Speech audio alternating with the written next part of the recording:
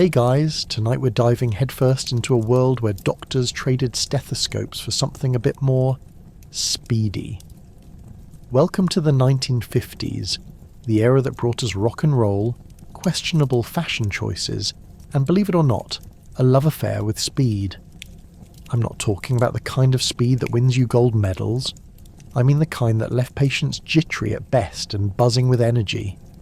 Before you settle in, take a moment to like this video and subscribe, but only if you actually enjoy this quirky ride through history. And drop a comment to let me know where you're listening from and what time it is, because honestly, it's always 3 AM somewhere in the world, and we could all use a few friendly insomniacs. Now, dim the lights, turn on a fan for that gentle white noise, and get comfy, because you might need some serious comfort after I hit you with these tales. Have you ever wondered what it was like for doctors to prescribe something so potent that their patients left the office feeling like they could outrun cars? Were these doctors secretly racing into the night on souped-up bicycles just for kicks?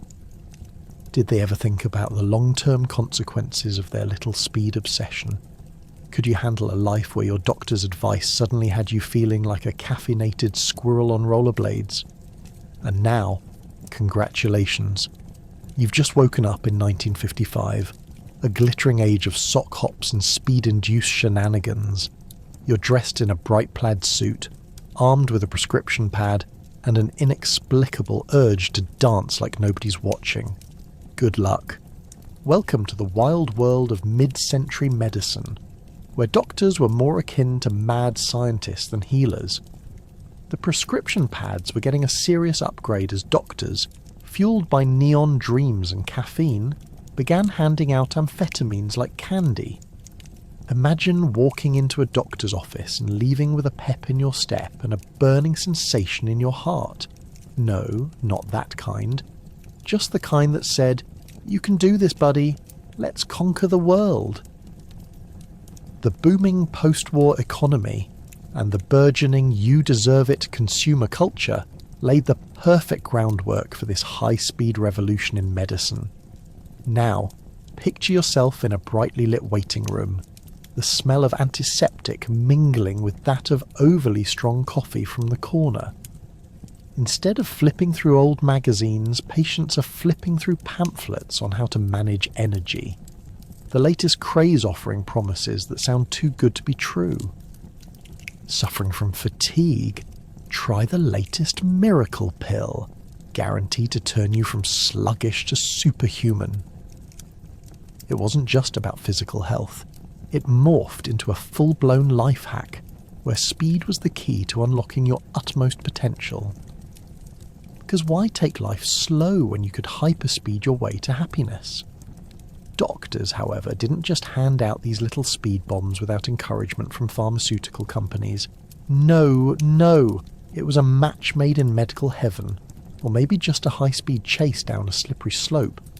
It turns out that the pharmaceutical reps were pretty clever salespeople, presenting amphetamines as the solution to everything from depression to weight loss. Want to drop a few pounds? Have we got a diet plan for you?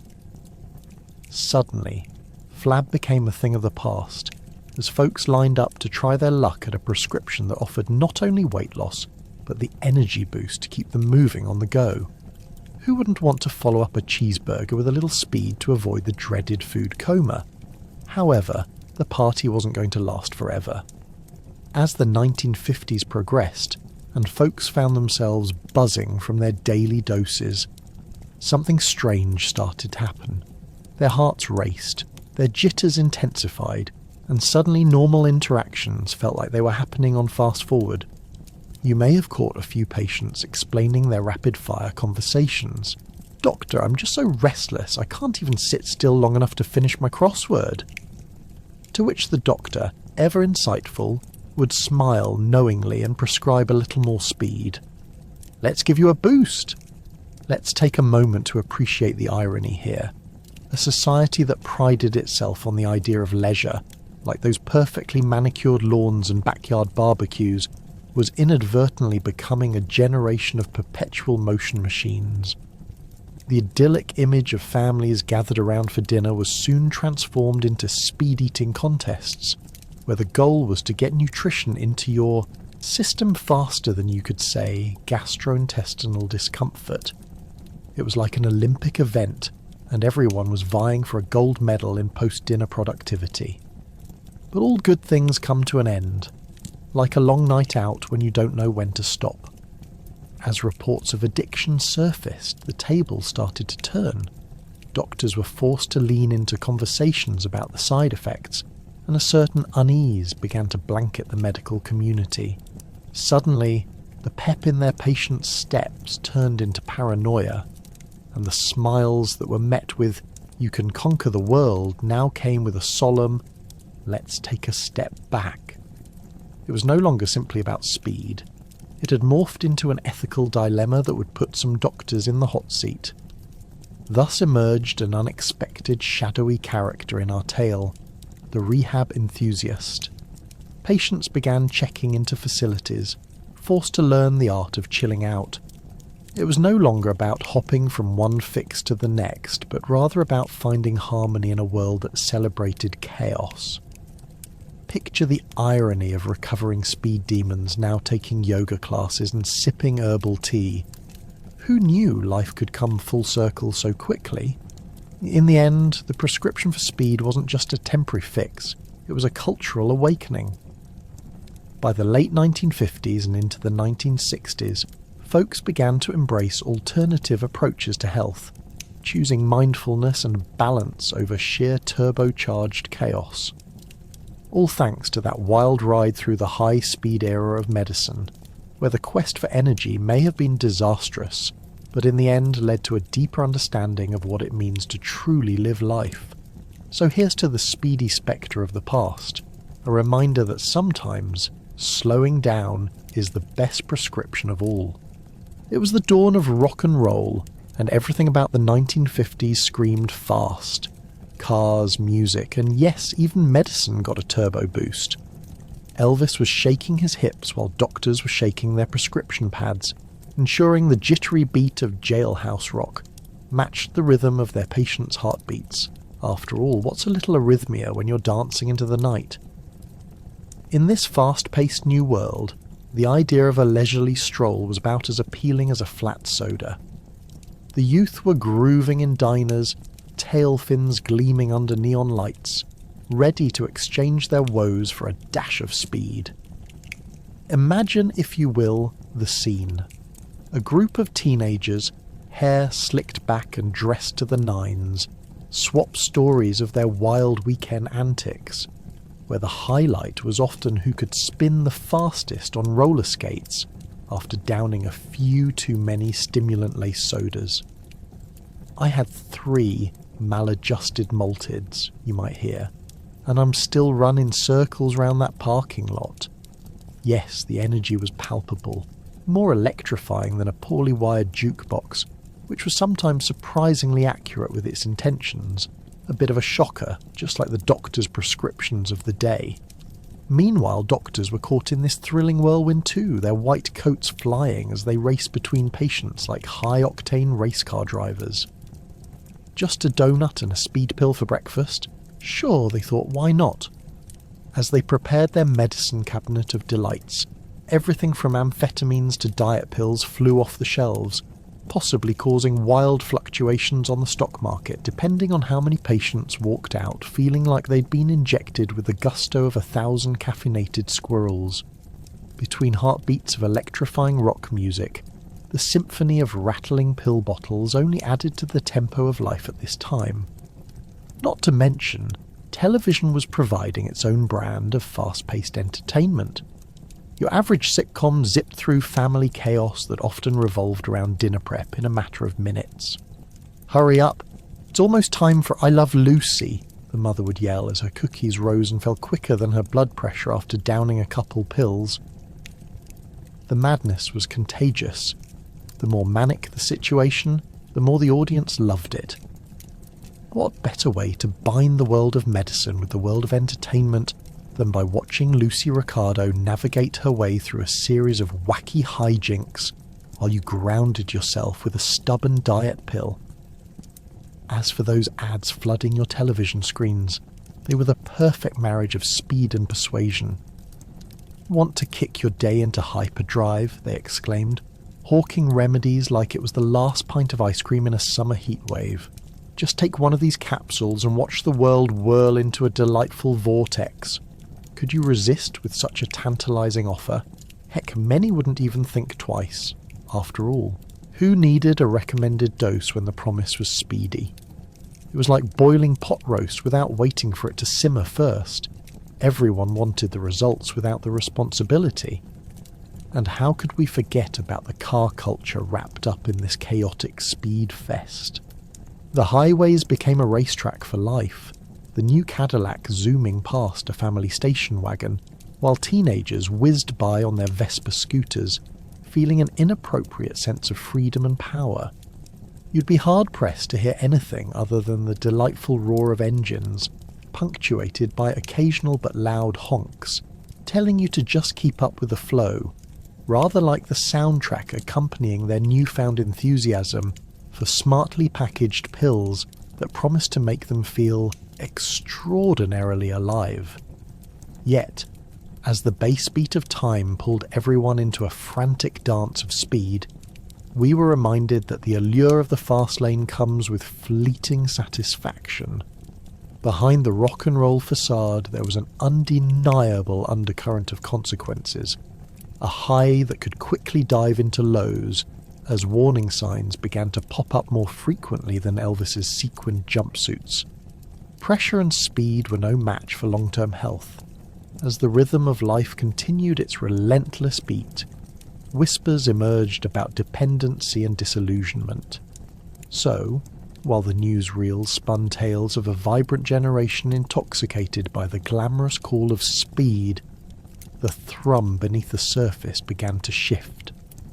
The roar of the engines was still there, but now it bore the weight of something heavier. A realization that just because life was on fast forward didn't mean you had to lose sight of reality. It was all about balance, like learning to dance the twist while keeping one foot firmly on the ground, even if the other was tapping along with the pulse of blue suede shoes. As we look back, we remember those intoxicating years of medication, music and mania, ultimately leading us to recognize the importance of slow down every once in a while. Would you care to join me in this gentle reminder? After all, true speed is not just about racing towards the finish line. It's about appreciating every heartbeat in between. Sitting in a waiting room looked a bit different back then. Instead of magazines, patients had the latest racing magazines, and the scent of something suspiciously medicinal wafted through the air. Picture this. You walk into a clinic to see a doctor wearing sunglasses, tapping his feet to a jazz beat, and then he struts up to you with a smile that says, "Ready for a ride?" The prescription: a little something to keep you on your toes. Literally. As you glance around, you'll notice an eclectic mix of characters. A housewife nervously flipping through Mickey Mantle's most memorable home runs.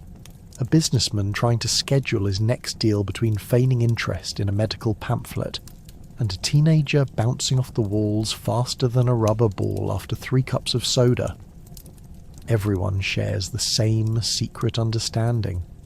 The cure doesn't just reside in healing, it's more about how quickly you can get back to your life, preferably with enough energy to match a hummingbird on espresso. When it's finally your turn, you're greeted by Dr. Speedwell, who's not just your average physician. With a name like that, he's practically duty-bound to wear a white coat that fits like a race car driver's jumpsuit.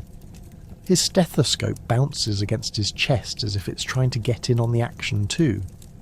He invites you into his office, which smells oddly of peppermint and inspiration. Between the inches of medical journals scattered across his desk, none of which seem particularly relevant, he leans in with a conspiratorial smile. "Tell me, how would you like to feel like $1,000,000 without spending a dime on a yoga class?" Ah, the 1950s sales pitch. Instead of discussing your symptoms, Dr. Speedwell leans into the good stuff, an enticing array of speed. It's like a one-stop shop for your energy crisis. A prescription for amphetamines, he muses, and you'll be competing with your kids in foot races by dinner. Forget the typical small talk about colds or allergies. Here, the conversation feels more like a slick commercial that's slightly less concerning than the latest episode of I Love Lucy. But let's unpack Dr. Speedwell's mermaid scale selection. Maybe a little something for your insomnia. How about an energizing pill to tackle that pesky fatigue? The reality is that for many patients, a visit to the doctor turned into a combination of medical advice and a motivation seminar. You leave not only with a prescription that could up your social media game, but a tangible yearning for whatever fountain of energy his smooth-talking charm suggested. As you stride out, dreams of dancing like nobody's watching fill your mind. The waiting room is now a stage. You catch a glimpse of some fellow patients slinking out, their footsteps echoing with newfound confidence. Who needed caffeine? The feeling of being potently alive was the flavour of the day.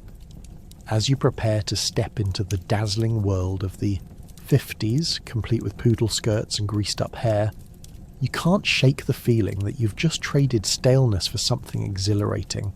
Yet like any great speed trip, the aftermath often left you feeling a bit ragged.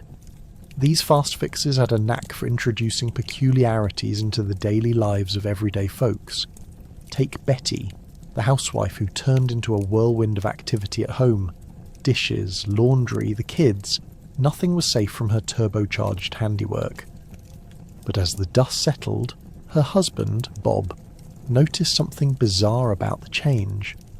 They'd turn on the TV for the Ed Sullivan Show, and suddenly, half the house was meticulously clean, while Betty was racing toward the deep end of a nervous breakdown. With one too many speed-induced dance-offs sunk into her routine, the kicks began to pit companions like hope against exhaustion. And who could forget about the doctor's experiments themselves? Dr. Speedwell, ever the canvas of enthusiasm, once decided it would be a great idea to revolutionize office visits by introducing an entire afternoon of Speed Week. It was like a carnival, everyone lining up to see who could outlast a jittery 2-hour consultation before bursting with energy. Unfortunately, the mini-marathons left several patients behaving more like caffeinated squirrels than composed adults.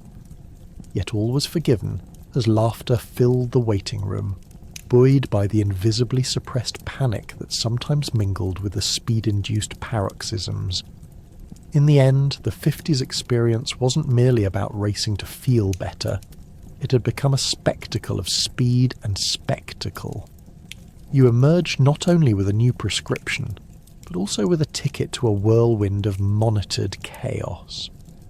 Whether you embodied the chaos while dancing all night or simply powered through life's errands, the era was a constant reminder.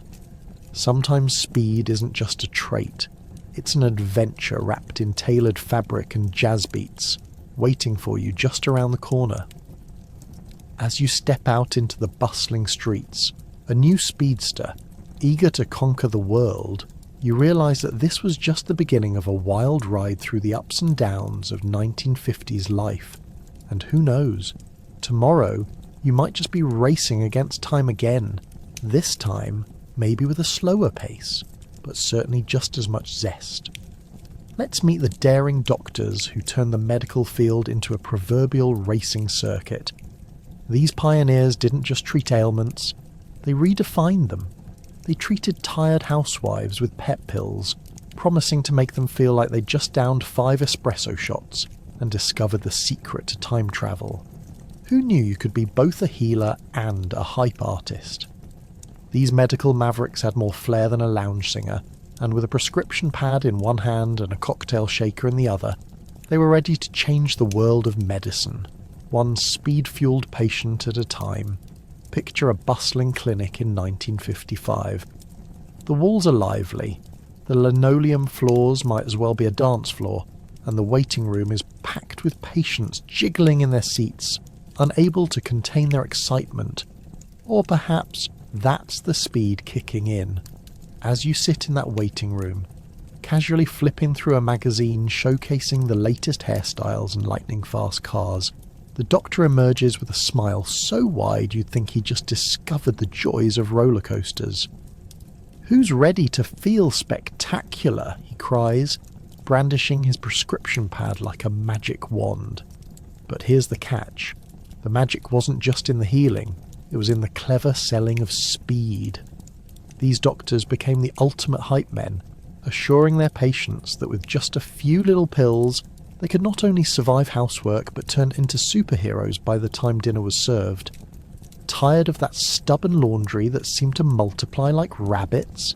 Just pop a few amphetamines and voila, your laundry is conquered. In fact, the hanging clothes might just now consider taking a ride down the block on your shiny new rocket-assisted bicycle. And it wasn't just housewives who felt the rush. The bustling office workers, complete with their slicked-back hair and neatly pressed suits, also became fans of this speedy new medicine. Daily grind stressing you out? Time for a quick pick-me-up. Doctors crafted the ideal antidote for those dreary 9-to-5s, promoting a lifestyle where over-caffeinated excitement was just a prescription away. It was like a contest to see who could get the most accomplished in the least amount of time, which, ironically, only made them more anxious, like giving a hamster a treadmill, saying, "Keep going, little buddy, and maybe you'll win a medal." Of course, these maverick medicines didn't arrive without their own set of quirks. Side effects? Oh, they had side effects galore, ranging from mild anxiety to full-blown hallucinations. Why not ride the wave of that imaginary fourth dimension while you're at it? You might just find yourself conversing with a friendly tree, or dancing the cha-cha with an aspiration of your future self, who is probably still getting over a senseless injury from an overexcited speed trip. Who knew that being a speed-fueled visionary might include a few uninvited friends on the journey? But fear not. These doctors were armed with the reassuring mantra, "Every symptom tells a story." A speedy story indeed. Even as patients floated in and out of caffeinated daydreams, these medical mavericks had one goal: to become the very rock stars of the medical profession, with prescriptions that could make or break the flow of household chores or a raging Friday night. And while the mavericks basked in their newfound fame, they overlooked the growing mountain of evidence calling into question the consequences of their quick-fix prescriptions. It was akin to being at a carnival where the sideshow freaks remind you that life is great, while the bearded lady gently whispers, "Stare too long, and you may just wake up in a different reality." And sometimes that new reality might even involve a long stay at an institution, when the thrill of speed leads to a sharp left turn, away from sanity into the chaotic clutches of frenzy and regret. Yet these doctors continued to thrive in their roles as the champions of speed, resolutely ignoring the occasional horror stories starting to sprout in the wake of their quick-fix culture. After all, what's a little dystopian medical chaos when the first people who felt the turbo boost were flapping their arms like over-caffeinated birds ready to take flight? It wasn't until society began to collectively slow down and embrace alternative approaches and recognise the unsustainable danger of a speed-driven world that the limits of these speedy medical practices began to fully come into focus. So, while these medical mavericks once smashed the barriers of conventional medicine with their turbocharged practices, their legacy serves as both cautionary and celebratory.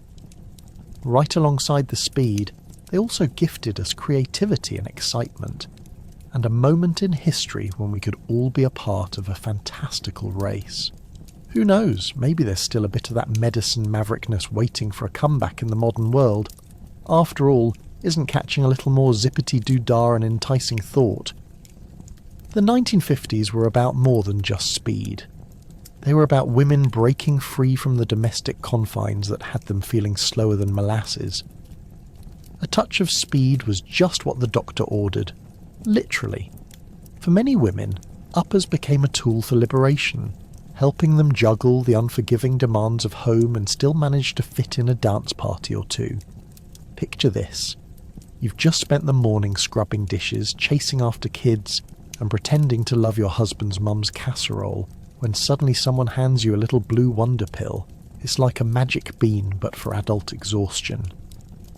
One sip of that morning coffee, a pop of an amphetamine, and you're ready to conquer not just your kitchen, but also the world outside it.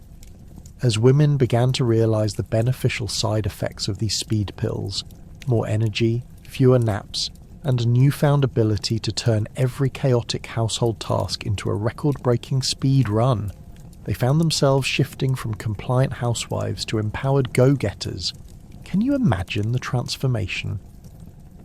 1 minute you're struggling to stay awake long enough to catch I Love Lucy, and the next, you're the star of your own one-woman show at the local sock hop. All it takes is a pep pill, and suddenly you're twirling on the dance floor like you're auditioning for the lead role in Grease. Who knew liberation came with a side of get up and go? But let's be real, this newfound energy came with its own set of complications. As women became more reliant on these speed boosters, life became a balancing act. You were juggling runny noses, dinner requests, and high expectations combined with the oh-so-charming effects of Dexedrine or Bennies, as they affectionately became known. Sure, you can race from back-to-school night to the PTA meeting and still have time to get your nails done. But at what long-term cost? Finding the time to truly connect with your own body became difficult when it was screaming for rest, while you were hell-bent on dancing until dawn. Even so, the allure of speed proved hard to resist. For many women of the era, it wasn't just about keeping pace with the fast-moving world around them. It was about taking the reins of their own lives. They didn't want to be chained to their stove anymore. They wanted to break free and become the heroines of their own stories. It became a sort of unspoken camaraderie. You take a little speed, I take a little speed, and we'll both meet behind the bleachers at the football game for a quick pep rally smoothie. At least for a few hours you could forget the confines of societal expectations and embrace the wild thrill of rebellion. And let's not skip over the radical changes in social dynamics. Women using speed often found themselves in lively conversations that went beyond mere table talk or casserole swaps. Those dance parties turned into packed rallies, where the talk of liberation and equality bled into rhythm and blues.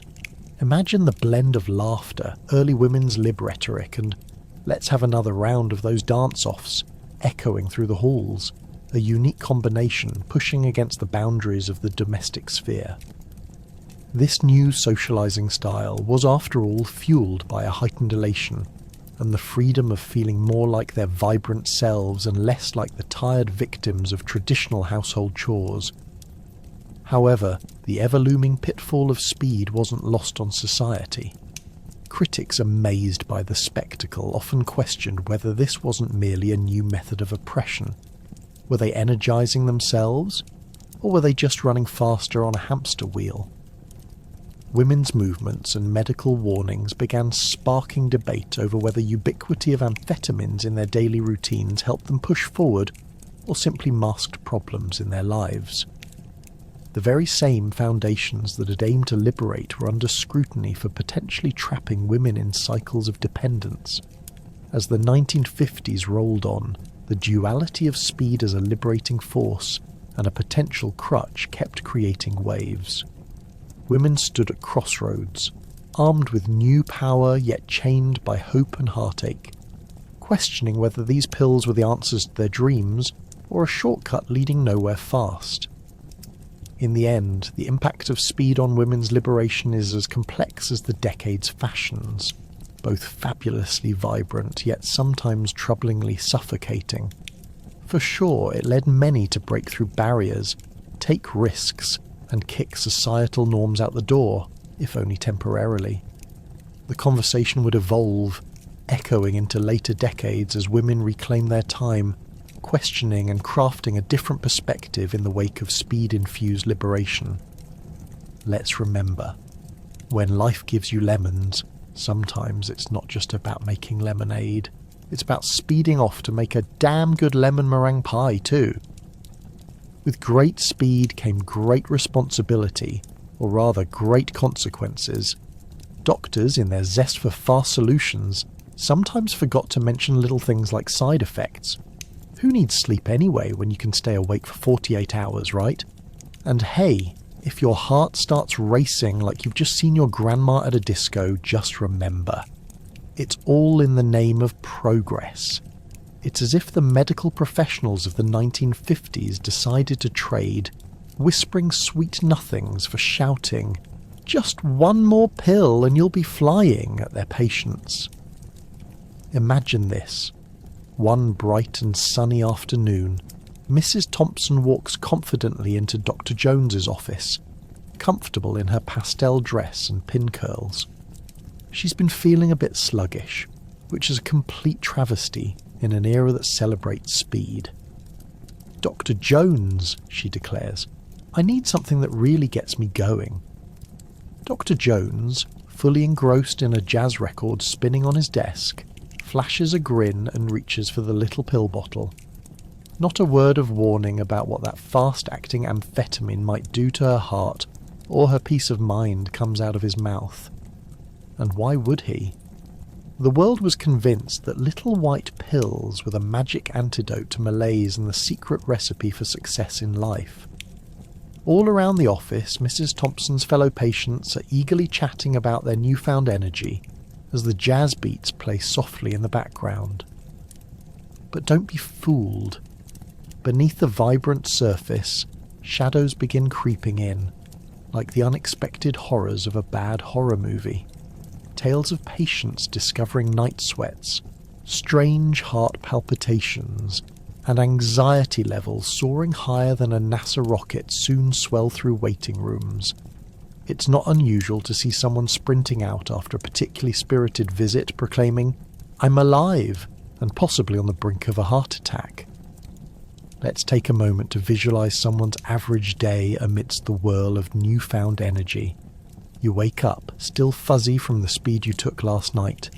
Thank you, Dr. Jones. And jump out of bed to tackle your to-do list like an unsupervised toddler on a caffeine high. You're dusting, vacuuming and reorganizing the garage like you're auditioning for a reality show. By noon, you realize your heart is beating a rhythm that sounds oddly like the song you were just singing. But who has time to fret? Not you. Instead, you decide your newfound energy is the perfect opportunity to try out that dramatic, life-changing jump rope routine you've been watching on television. Hours later, you're lying on the floor, surrounded by a jumble of colourful ropes, gasping for air. And instead of questioning decisions, you might even find yourself breaking into giggles, thinking, "Look at all this productive panic." The absurdity of the situation kicks in, and for a second, you wonder if anybody truly blinks when they're teetering between panic and pure adrenaline-fueled confusion. And let's not forget the ensuing conversations with friends. Suddenly everyone is talking speed like it's the latest fashion trend. You're wearing two-prong heels? How quaint. I'm on speed. Can you believe my productivity skyrocketed today? But behind those smiles lies apprehension, as friends begin to notice the increased tremors in Robert's hands, or the fact that Linda can no longer sit still without the fidget of sheer panic settling in. Eventually, your local diner might start to feel more like a rendezvous for the jittery elite rather than a casual eatery. You might find yourself sitting at a booth filled with shaky hands and wide eyes, sharing wild stories and unofficial support for your mid-century speed club. Riding the speed wave was great, until reality crashed the party like a drunk uncle at a wedding. While doctors cheered the supposed benefits of these magic pills, a heart-pumping irony lingered in the background. The very excitement that speed promised often led to escalating anxieties, depression, and a whole new bout of struggles. As we zoom toward modern times, we now understand those speedy antics came with costly lessons. Today, you can bet your socks that folks pay extra attention to the fine print on medication bottles. Warning: may cause increased heart rate, sleepless nights, and a propensity to dance at inopportune moments now gets read aloud like bedtime stories. Thus the whirlwind of the fast life, while full of short-lived thrills, taught an important lesson. Whether in the vibrant glow of the 1950s or the present day, life remains a balance between seeking energy and managing peace. So the next time you feel the temptation to pop a speedy solution, remember those wild days of the past and maybe consider a nice cup of tea instead. Just try not to jump rope while drinking it.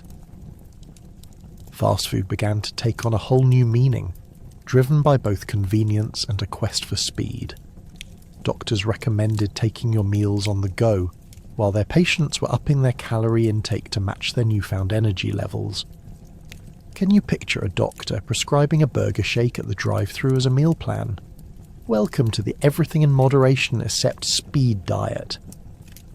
In the 1950s, the idea of fast wasn't limited to just food, it was a lifestyle. With the availability of amphetamines, folks weren't just popping speedy pills, they were also popping in and out of drive-thrus like caffeinated jackrabbits. Imagine yourself in a diner, the aroma of sizzling burgers mingling with the scent of freshly brewed coffee and a jukebox crooning out the latest hits. But don't get too cozy, because tonight's menu special was built for speed. You've got your choice of instant energy in the form of a double whopper with a side of fast-acting amphetamines. Doctor's orders, they'd say as they hurried you through your meal, perhaps with a wink to the 1950s equivalent of a personal trainer who moonlighted as a pharmacist. It was a daring game of culinary math. How many calories do I consume? How many calories will I be burning off in a hyperactive dance party after this? Fast food giants were more than happy to oblige this new age treatment plan. The assembly line capitalized on the American obsession with efficiency. Burgers became pre-packaged miracles, fries were fried in a flash, and milkshakes flowed like the elixir of life. Do you want it quick? Here's a meal that can shatter world records for speed eating, while simultaneously competing as the main course for what not to eat around the family dinner table. By the time you've devoured a roughly and generously crafted burger, the only thing that should feel heavy is that glorious moment of unbridled culinary glee. Unless, of course, you have an unexpected burst of energy that now has you attempting the latest dance routine on the diner floor, feet moving faster than your brain can register. Watching dance moves from the neighbouring booth, armed with a dollop of ketchup on your cheek, you think, is this the peak of my social life? Am I the next American bandstand star? If only those doctors had prescribed a side of humility along with their quick fixes. Health was being revolutionised on the fast-paced front, but it was only a matter of time before the body started protesting this enthusiastic diet. Sure, America was getting faster, and yes, the people were feeling great. They were whirring into high-octane lifestyles with their newly acquired energy levels. But all that speed was like a double-edged sword. For every upbeat day filled with thrill, there was a grey afternoon lingering just around the corner, waiting to rain down with hangovers that felt like entire factories were hitting the snooze button on health. Meanwhile, as the speed addiction was creeping into daily schedules, researchers and scientists were busy on the sidelines like spectators at a particularly chaotic luge event. Each study about accelerated heart rates and the effects of speed on overall health began to sound like the desperate rantings of an annoyed parent. You'll ruin your appetites. They understood that moderation might just be the missing ingredient in this spicy recipe of speed. But that just didn't seem to resonate with the hopefuls dancing between bites of their powerful meals. In those moments, healthy diets were considered relics of the past, reminders of a slower world. Who wanted to munch on carrot sticks when they could devour a pill and wash it down with tawny soda? At the time, nature's bounty felt more like a challenge than a necessity, where people were more likely to find dandelions on their plates than an actual salad. The allure of convenience had blinded them to the simple pleasure of fresh food. and in the pursuit of speed, they willingly bypassed a side of common sense. Fast forward to today, and the echoes of that frenzy sprinkle throughout our current diets. The experience of unbridled energy, as casual as it once was, now stands as a cautionary tale in nutritional lore. What happened to the fast-paced game? The world has slapped on caution labels with the same fervour as fast food promotions once pushed their new items. It turns out you can't outrun, or outrun your dinner for that matter. So next time you feel that rush, perhaps remember to savour your meal rather than wage a race with it. At the very least, let's not become that awkward uncle trying to tackle the floor routine at the family BBQ, crossing the line of delightful and downright cringeworthy at the same dance-off. The 1950s taught us a valuable lesson that speeding through life should come with a warning. No meal is worth sacrificing one's health and dignity at a drive-through window. So, next time you grab that burger shake, think twice before opting for speed over a balanced plate. Your heart and hips might thank you later. As speed became the go-to fix for nearly everything, a thin line began to blur between motivation and mania. Patients wanting a quick pick-me-up found themselves bouncing off the walls, leaving docs wondering if they should be treating energy surges or managing mild cases of lunacy.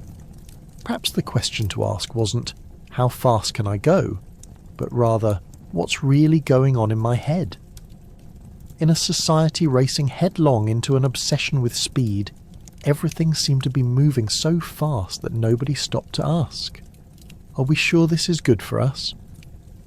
As you walk into a doctor's office in the 1950s, the atmosphere is charged, much like the patients after a dose of speed. Smells of antiseptics mingle with the sizzling energy of patients fidgeting in their seats, each one checking their watches, ready to race from one prescription to another. Imagine overhearing snippets of conversations amidst that waiting room chaos. Oh, I feel like I could run a marathon, and what's that? You think I might need less speed? And yes, at some point a doctor would pull you into the exam room, donning a crisp white coat and spectacles perched at the tip of their nose, eyebrows raised in a mix of excitement and concern. So, they'd start, how are you feeling after the last round of speed? Let's see some energy. They'd question whether your heartbeat was racing from exhilaration, or if perhaps, just perhaps, you had mistakenly consumed a bucket of instant mental breakdown instead of a can of Coca-Cola. With each prescription pad carrying the potential for caffeine highs and dizzy descents, doctors manoeuvred through serious moral dilemmas. They were now in the strange business of trying to keep patients feeling normal, whatever that meant in an age where normal often translated to speed-induced gymnastics. In comes another patient losing sleep over housework, anxieties, and of course, the relentless scrutiny of a perfect domestic life. The quick solution? You're handed a prescription as swift as a race car zooming down the highway. Forget therapy, forget self-reflection. Here's your ticket to the fast lane. The irony here is that doctors rarely had the time or inclination to sit with patients and see if something more profound was happening beneath the surface. Fast fixes had become social currency. You were considered a go-getter if you were always buzzing about, achieving and creating. Mania is just a side effect of success, they might exclaim, offering a pat on the back and an injection of motivation in the process. Yet for many, whose minds were racing faster than their bodies could handle, this era of speed became a tumultuous roller coaster of highs and lows. How do you cope when your brain feels like a hamster on a wheel, spinning desperately in circles? As someone bumps their way through life in fifth gear thanks to a prescription, few would notice the tiny signals signalling a breakdown ahead. Anxiety and depression weren't simply seen as valid concerns. They were the uncomfortable byproducts of an era encouraging speed. Moreover, as the speed of a life accelerated, the stigma surrounding mental illnesses began to seep even deeper into society. People didn't just want to keep up with appearances, they sought to appear invincible. See that person? They can handle anything, you'd hear whispered at dinner parties. Spoilers. Sometimes they couldn't. In a world where weariness was often mistaken for weakness, the facade grew flashy and increasingly brittle, causing many to hit their breaking point, all while sporting giant toothy grins. Let's move to the corners of coffee shops, where mothers would gather under the guise of friendship, yet in reality, they were engaging in the same frantic energy surging through the streets. With spiked energy and bags under their eyes, they threw down their heavy cups and proceeded to swap tales of who couldn't sleep last night after enjoying that little boost on their prescription. Of course, doctors mostly shrugged their shoulders and continued doling out prescriptions, adjusting dosages like fine-tuning a piano, blissfully unaware or perhaps willfully ignoring the potential consequences. Why ask questions when we have chemical solutions? They must have reasoned while circling the caffeine-induced chaos of energy buzzes and manic routines. Ultimately, the era invited both backlash and contemplation, but not without consequence. As health shifts emerged and the dust began to settle, mental health discussions blossomed, with the determination to confront the implications of a speed-driven society. The 1960s would herald a new movement that aimed to shine a light on the importance of a breakdown over a breakdown, valuing healing over hyperactivity.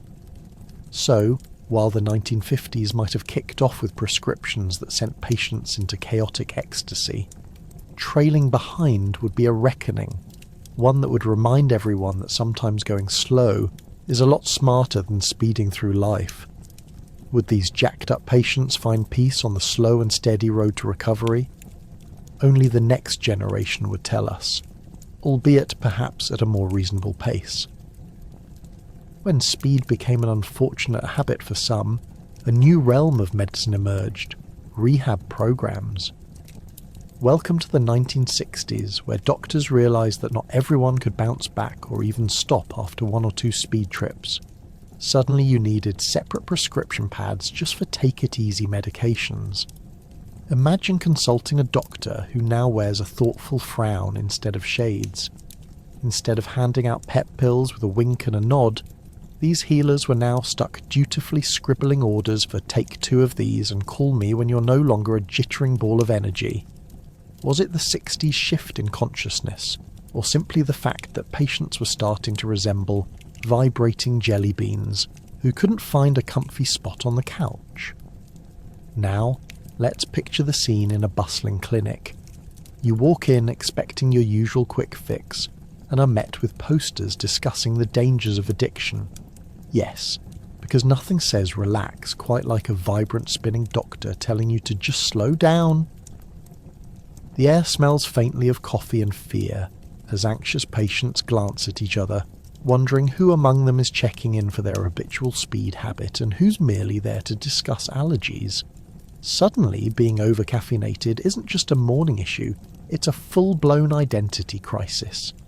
The demand for rehabilitative practices led to the blossoming of various clinics and retreat centres, some resembling summer camps for the not-so-gleeful. Picture it: barn-style buildings adorned with inspirational quotes about love, peace, and thriving without a stimulating co-pilot. These places became the new hotspots for people looking to unwind their tangled lives. Just imagine your grandparents trying to explain how they ended up sipping herbal tea next to a singer-songwriter who was detoxing from a love affair with speed. Not exactly the Sunday dinner story everyone signed up for. As rehab gained traction, the professionals within these facilities transformed from the fast-paced doctors of the 1950s to benevolent figures in tie-dye who exuded a calming aura, like an over-caffeinated guru insisting you try yoga. Instead of patients shuffling in and out of appointments like they were hastily assembling their 1957 Chevy, they began settling in for long, introspective, healing journeys. Yes, that's right. Life in rehab was all about deep dives, emotional conversations, and probably more drum circles than anyone had anticipated. But let's not forget that while this was happening, speed was still out there in the ether, eager to tempt those who thought they could handle just one more day on its thrilling roller coaster. Patients found themselves on a bizarre seesaw, battling between a turbulent relationship with prescribed meds and the warm embrace of rehab wisdom that proclaimed they could find fulfillment without racing from point A to point B. Who knew adjusting your chakras could feel so invigorating? A calming mantra was finally in vogue amidst the chaos of the prior decades. Breathe in, breathe out, and please, for the love of all that is sacred, stop vibrating so much. Meanwhile, the pop culture surrounding rehab also began to flourish, spawning TV shows that depicted recovering speed demons in heartfelt montages alongside cheesy instrumental music. Who could forget those cringe-worthy moments of people breaking down in front of their therapists while holding a giant teddy bear? Their triumphant journey to connote their redemption was not without a sprinkle of Hollywood flair. In the world of rehab, everyone had a powerful backstory worthy of an award-winning screenplay, which only faintly masked the discomfort of their real-life struggles. However, let's not cast aside the medical community's learning curves during this time. For every brave soul trying to dodge the speed trap, there was a growing realization. Not everyone would make it anyway. In fact, the rehab movement led to something larger, the understanding of mental health and addiction. As patients from all walks of life gathered, discussions about empathy and personal healing moved to the forefront. Slowly but surely, the stigma surrounding addiction began to crack just as hard as the crystal they used to be hooked on. All in all, the 1960s were a breakthrough time in understanding the repercussions of speed. Instead of powering through life like a ferocious locomotive with no brakes, society started realizing that sometimes slow and steady wins the race, or at least keeps you from barreling into a strip mall at 90 mph under. So, next time you get jittery and your heart races, just remember the brave souls of yesterday who leapt into rehab armed with nothing but hope, herbal tea, and a profound urge to reconnect with the world without the extra oomph. Ever wonder how those little pills found their way into every purse, pocket and roller skate in town? Ah yes, enter the pharmacy's covert operation, where the back door opened into a high-speed trade of energy boosters that would make speed dealers in other eras proud. If you had the cash, you were in the fast lane, no doctor's visit required. Picture this, it's a balmy summer afternoon in the 1950s, and while kids are out earning their allowance with lemonade stands and bike races, there's a whole other scene unfolding just a block away, behind the slightly ajar door of the local pharmacy. Inside, a chorus of murmurs, rattling pill bottles, and the jangle of a cash register create a soundtrack that would make any clandestine film proud. Here, the pharmacist is less of a gatekeeper to health, and more of a purveyor of not-so-innocent delights. You could walk in for a simple cough syrup and walk out feeling like you could take on the entire cast of a Broadway show. He'd flash you a discreet wink and say, "Here's something to pep you up." You'd leave with a little bottle of pills that might as well have a label reading "Instant Energy Experience." It was a one-way ticket to hyperdrive with no questions asked, and after all, who needed a doctor when you had a friendly neighbourhood pharmacist willing to make a sale? Now, these hot commodities didn't just pop up like daisies in a park. No, the birth of this underground pharmacy movement took some serious groundwork. Sound familiar? The pharmacies of the 1950s experienced a renaissance, sprouting like weeds once they figured out that there was gold in the hills of energy-boosting stimulants. And let's be real, folks were always looking for peak performance, whether it was to keep up with household chores, stay awake at the office, or dance till dawn without so much as a "where's my coffee?" Speed was starting to look like the solution to every common ailment. The nagging question was never "can I?", but rather "why not?" As this underground network of energy boosters flourished, you could find the effects of a speedy lifestyle spilling over into the fabric of society all around town. Who could resist the allure of breaking free from the monotony of 9 to 5 without risking your sanity? Not many. The youth culture began to redefine fun, paving a new path of wild nights fueled by bouncing off the walls. Now, what became a typical Saturday night? It was suddenly vibrant dance floors where folks boogied and jitterbugged their way through hours of fun like over-caffeinated squirrels, willing to embrace every beat with gusto. Oh, but let's not forget the flip side of the coin. As the craze spread like wildfire, it ignited a new wave of enthusiasm, but also set the stage for some peculiar predicaments. While evenings were spent feeling like stars in a music video, mornings brought the kind of reflection typically reserved for Sunday mornings spent nursing a wicked hangover. The speed that once felt liberating could just as easily morph into an unwelcome hangman's noose. People found themselves wrestling with the consequences, something the well-lit dance floor didn't advertise: anxiety, compulsive behaviours, and sometimes a heart that threatened to outsprint them in a literal sense. As the 50s rolled into the next decade, it became apparent that the free ride wouldn't last forever. Society, having revelled in the fun of speed, began to question the implications. The same back doors that sold pills with a wink would soon find themselves under a bureaucratic spotlight. Health professionals and regulatory agencies rushed to untangle the intricate web of wonders and worries spun by those little pills.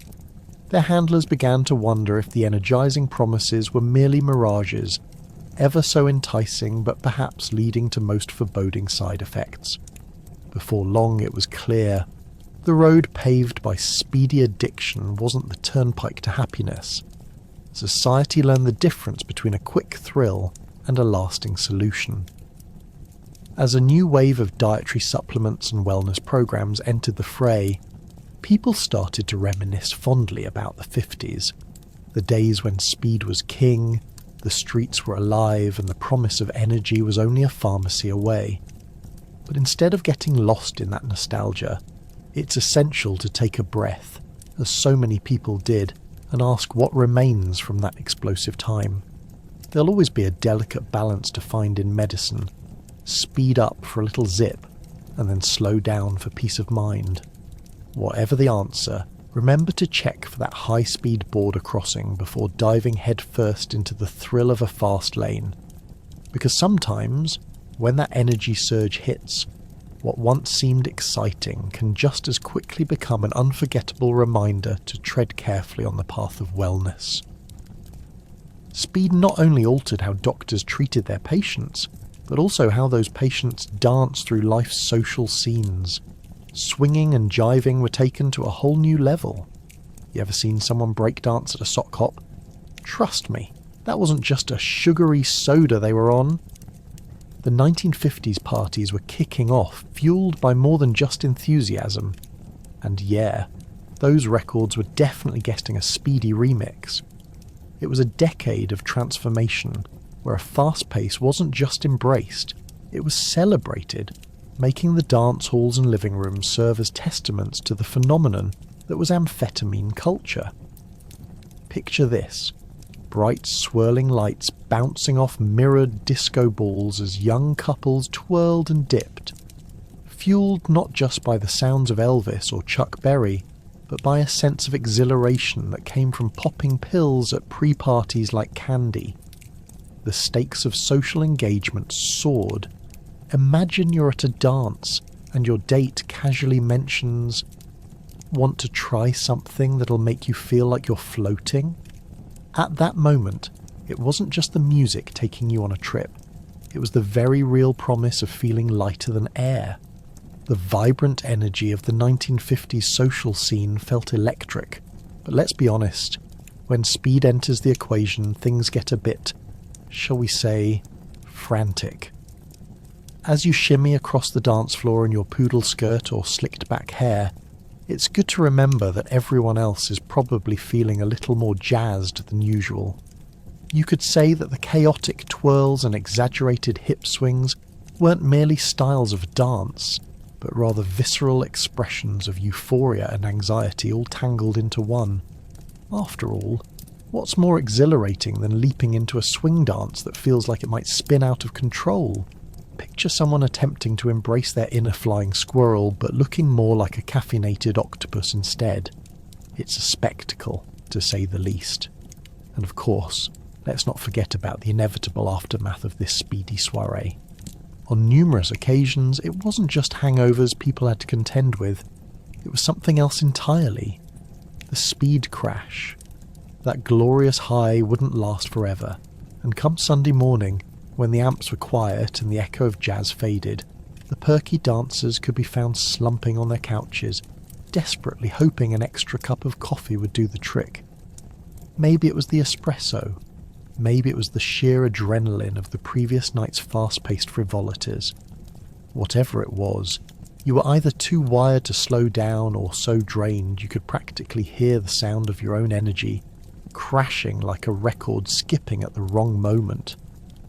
Consider this. Evening events were not simply gatherings. They had become experimental showcases of the human condition, an exciting exploration of how fast and how far one could go in the name of fun. The very essence of a sock hop morphed into a battleground for competing, not on my watch. Dance moves, all while fueled by the frantic narrative that raged outside the dance floor, the pursuit of the American dream and the need to make every second count, fast or slow. The underlying message was as dizzying as the spinning of vinyl records. Live fast, love hard, and don't forget to dance like your life depends on it. And then came the social implications. What about recluses, or those who preferred the gentle sway of a slow waltz?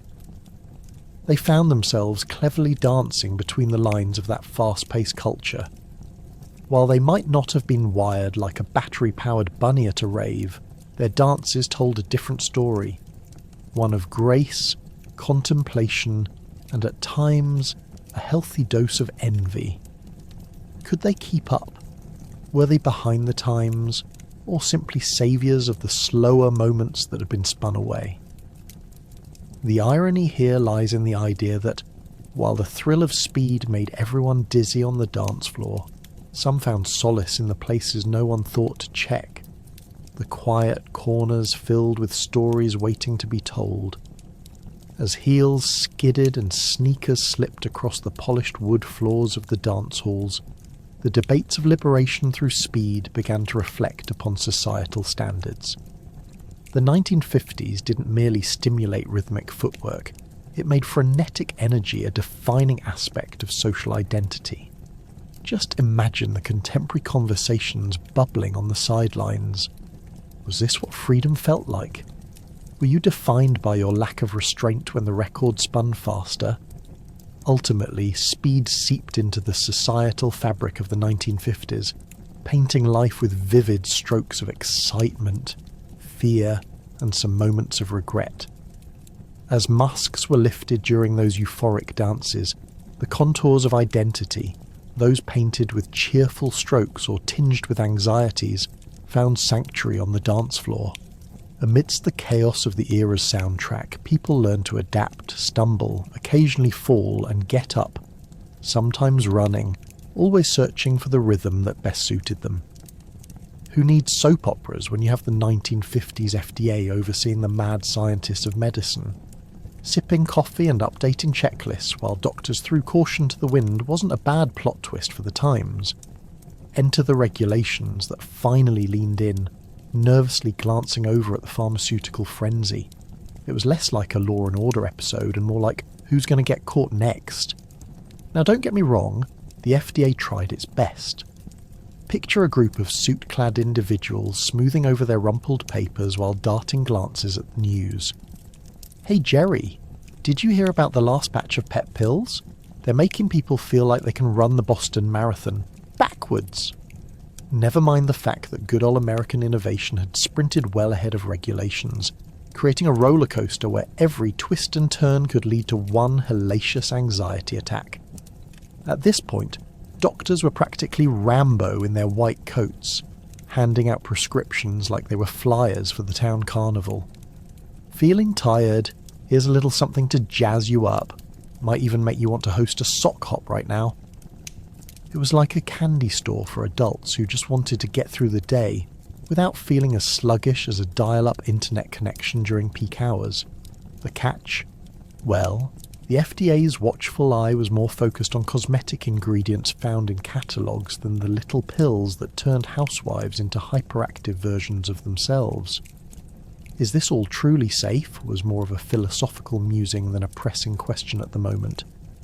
It'll be fine, seemed to be the universal reply, as long as patients kept showing up for consulting vacations and family doctor trips turned into wild speed-chasing adventures. Now, if you squint just the right way while flipping through medical journals, you might catch a glimpse of the FDA attempting to steer the ship amidst the chaos.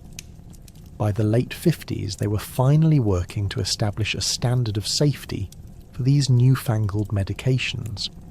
But that was akin to putting a poorly made seatbelt on a roller coaster whose cars were already careening toward the edge of a cliff. Uncertainty hanging in the air like the scent of stale coffee. Keep in mind that speed wasn't just a part of individual lives, it permeated culture like the glorious scent of fries at the county fair. At any social gathering, patients swapped stories about their recent doctor visits with almost competitive fervour, eager to recount how they sped through their appointments and sped into feeling, well, invincible. You've got to get on this, man. I feel like I can conquer the world.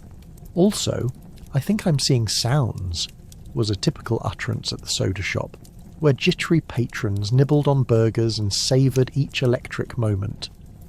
Eventually, the FDA, realising it was being outpaced by both consumers and eager-to-please doctors, began hammering out a policy that required more extensive clinical trials before new drugs hit store shelves. As if they were announcing the newest reality show, they boldly declared, "Stay tuned for our epic health safety experiment. Will they survive the speed tests of documentation and disarray?" Suddenly, the 9 cups of coffee a day club found itself pitted against a slew of red tape that made even the most enthusiastic proponents break a sweat. But let's be real, in a country that prided itself on moving fast and breaking things, just look at classic cars. The complete oversight that embraced speed felt like a roller coaster. For many, it was too little too late. Those once high and energy-packed experiments opened the door to addiction, a new challenge that would keep doctors up at night. Well, except for the ones who popped stay-up meds. The final act of this drama, the emergence of stricter regulations which transitioned the narrative from a free-for-all roller derby of speed to a more structured yet frustrating process.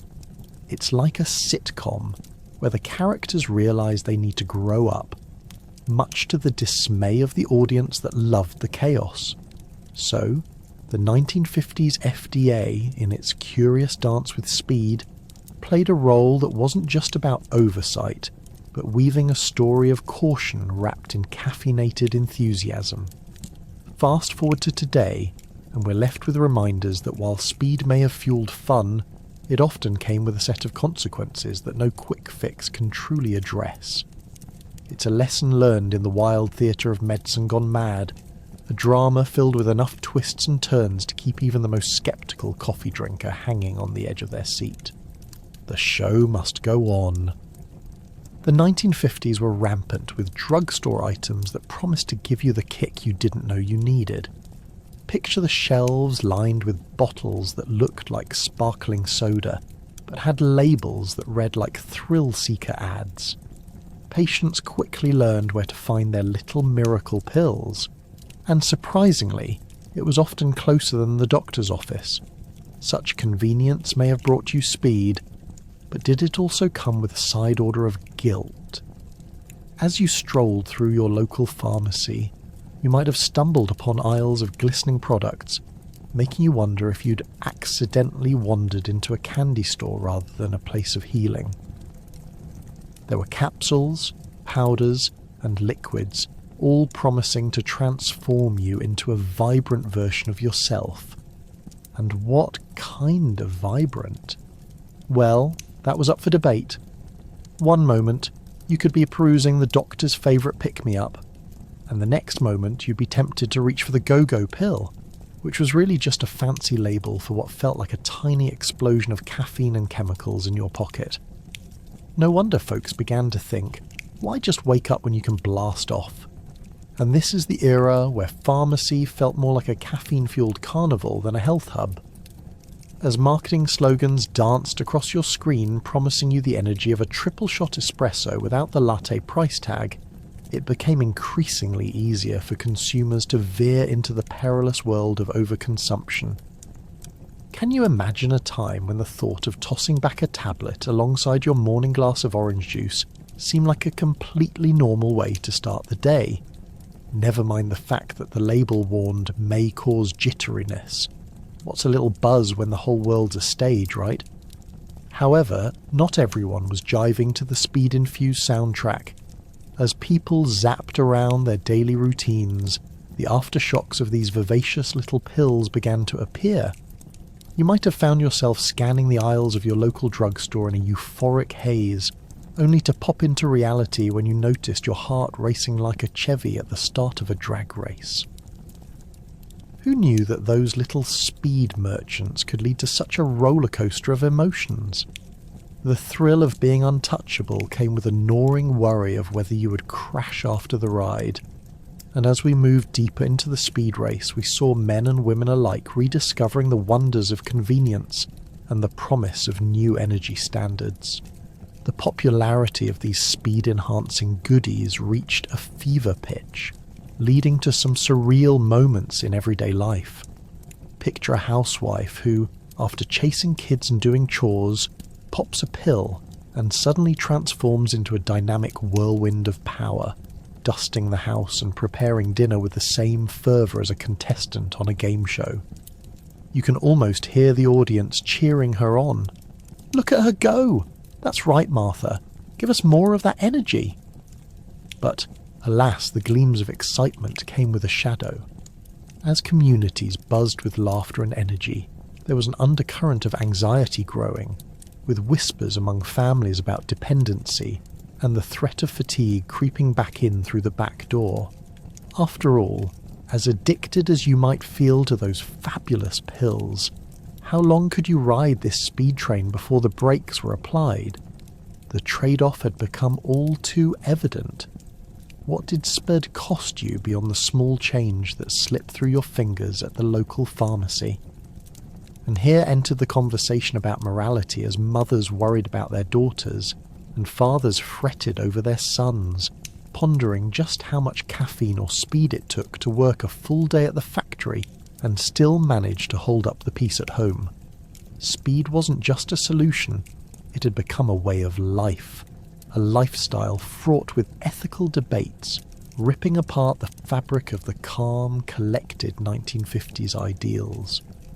All this buzz culminated in smoke-filled living rooms where families would gather and discuss the day's events, sharing laughs, fears, and the occasional stare at each other's pill regimen.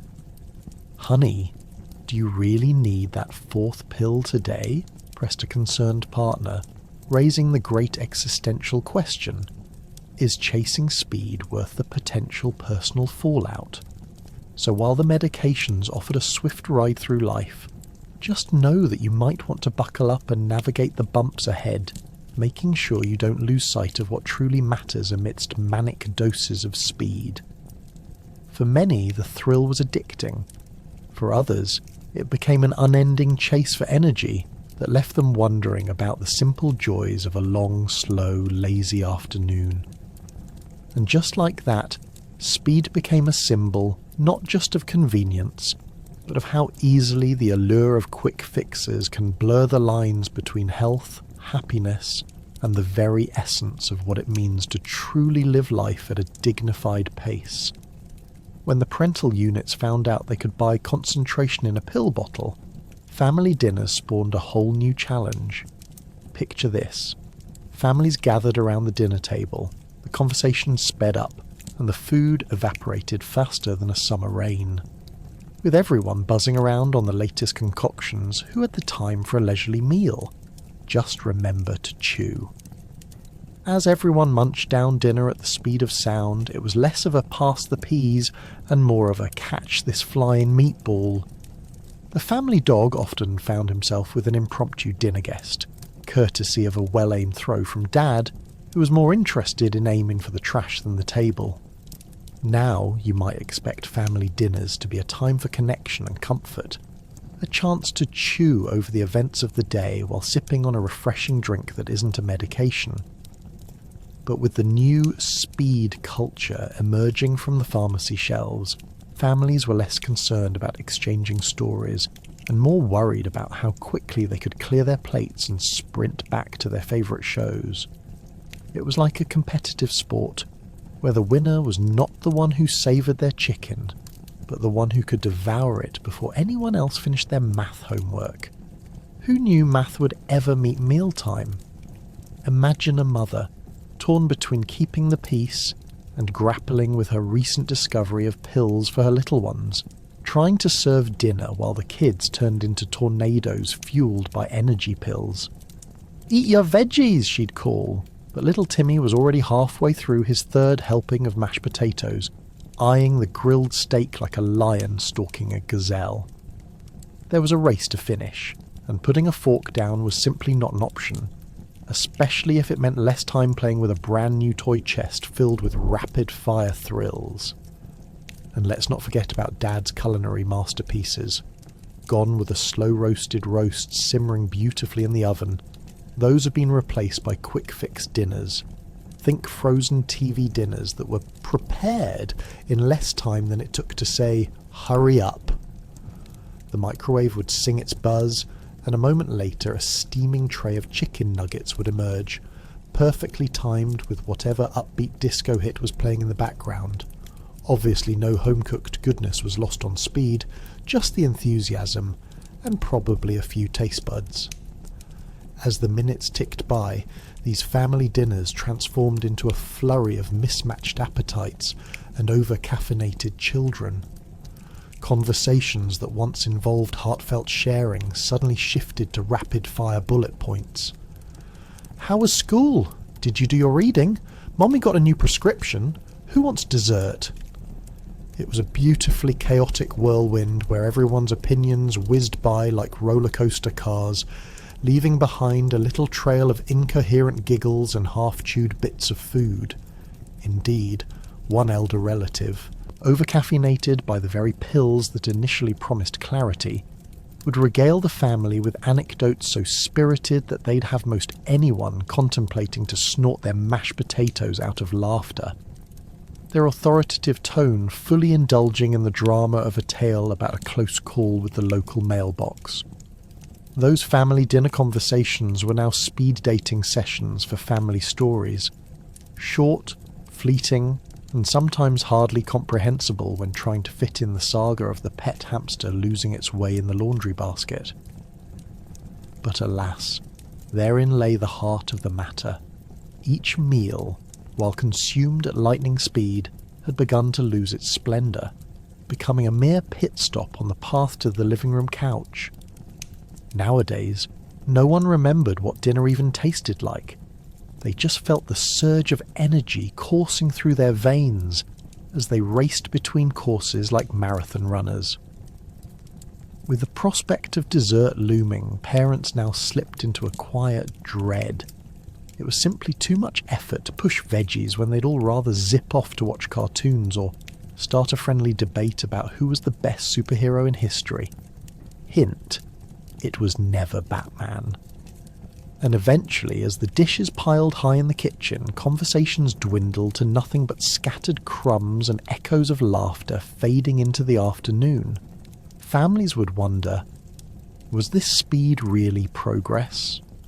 Or were they just racing toward a hollow version of their previous meals, now marked by dizzying fumbles and questionable conversations?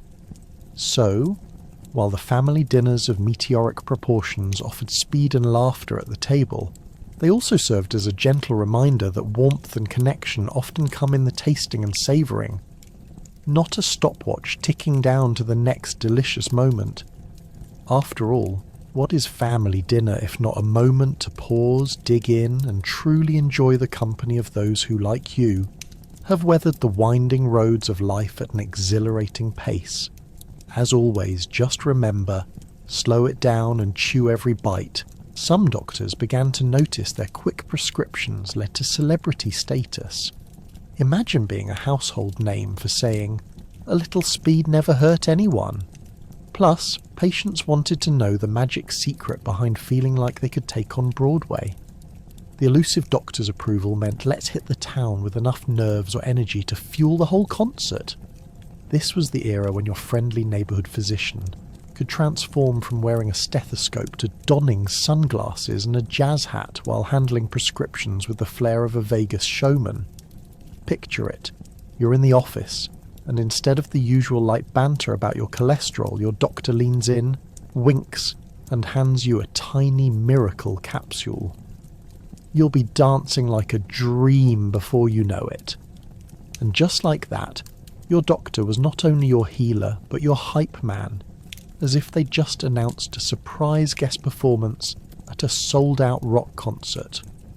With prescriptions flying off the pad, people across towns began to experience their own little Rocky montages, running, dancing, and conquering mundane tasks with a fervour previously reserved for lead singers on tour.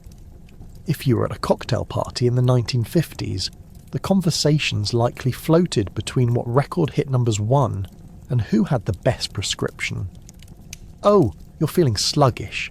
Just pop an Energizer. I swear by it." That's right. A little pep pill suddenly began to feel like the social currency of the decade. It's a wild thought, isn't it? The social fabric of the day was woven with speed, stitching itself into the era's culture with the same efficiency that a tailor would finish off a rockabilly jacket. But remember, with great power comes great responsibility, or an alarming amount of jittery regret. Doctors, revelling in their newfound fame, might have thought they were untouchable, offering quick fixes while riding a wave of popular acclaim. However, not everyone was leaving the office feeling like a headliner. Some patients found themselves wrestling with their new frenetic selves, wondering why they'd reported to work at a loss for words when they'd originally intended to persuade everyone to join in on a spontaneous conga line. With the rise of speed came the inevitable backlash. Occasionally, out of nowhere, someone would declare, "I'm too wired to sleep, doc, what do I do?"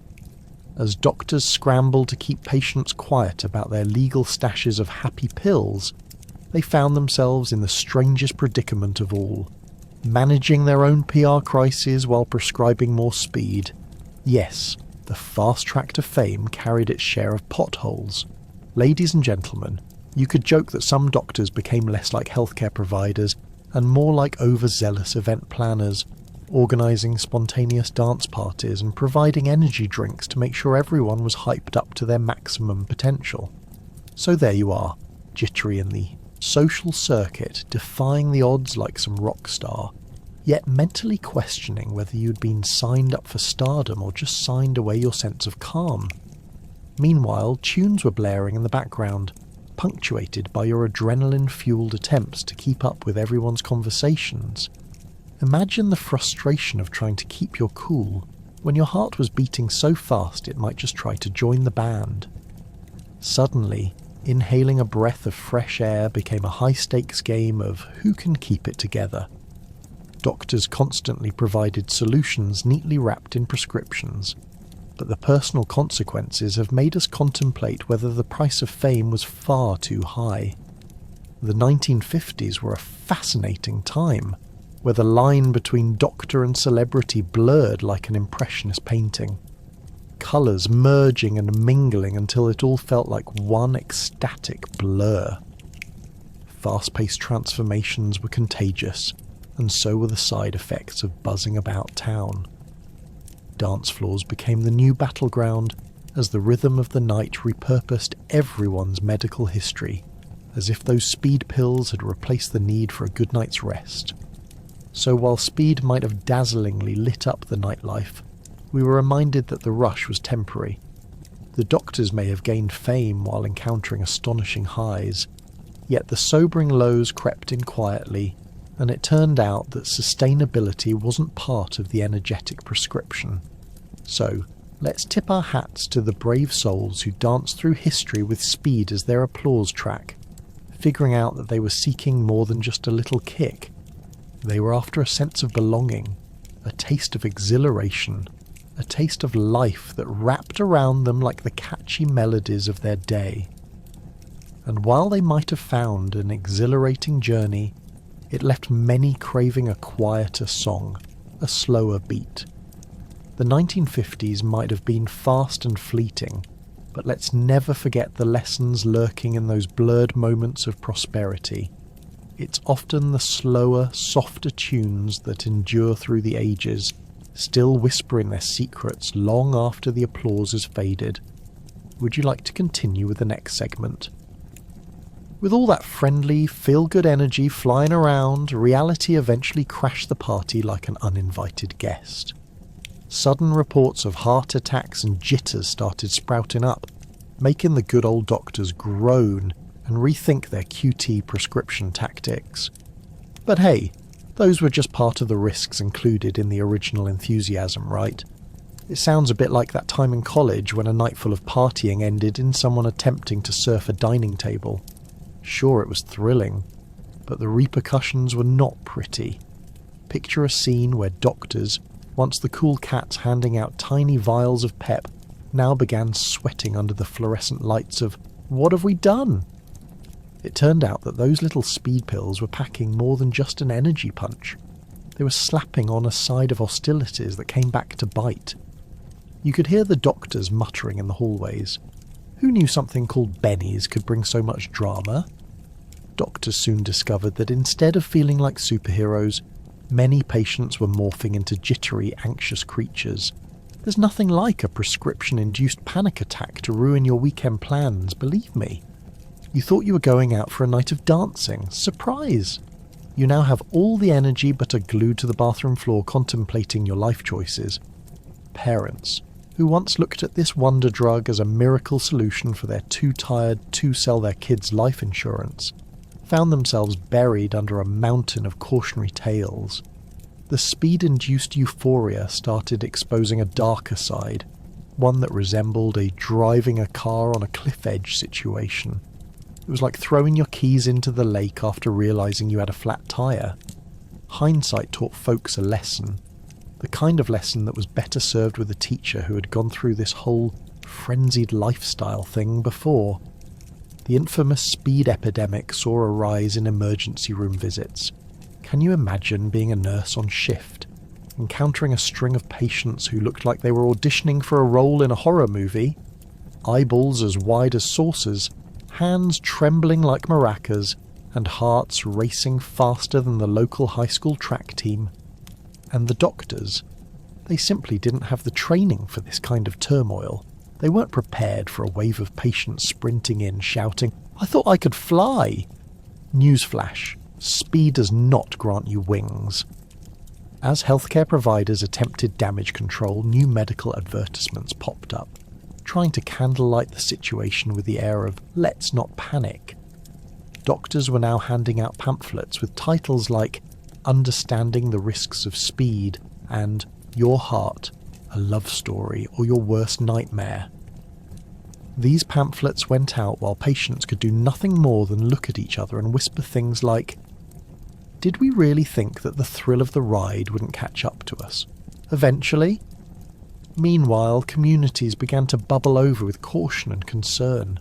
Mothers were no longer celebrating their newfound energy, as they exchanged tips on how to keep the house running like a well-oiled machine, while still finding time to teach their children the delicate art of not crashing into furniture. Ditch the speed and try yoga, one well-meaning friend would suggest, as another frantically tried to figure out how to fit meditation into her 24-hour day. Everyone was talking about finding their centre when they hadn't even realised they'd lost it somewhere between the coffee shop and the nearest diner.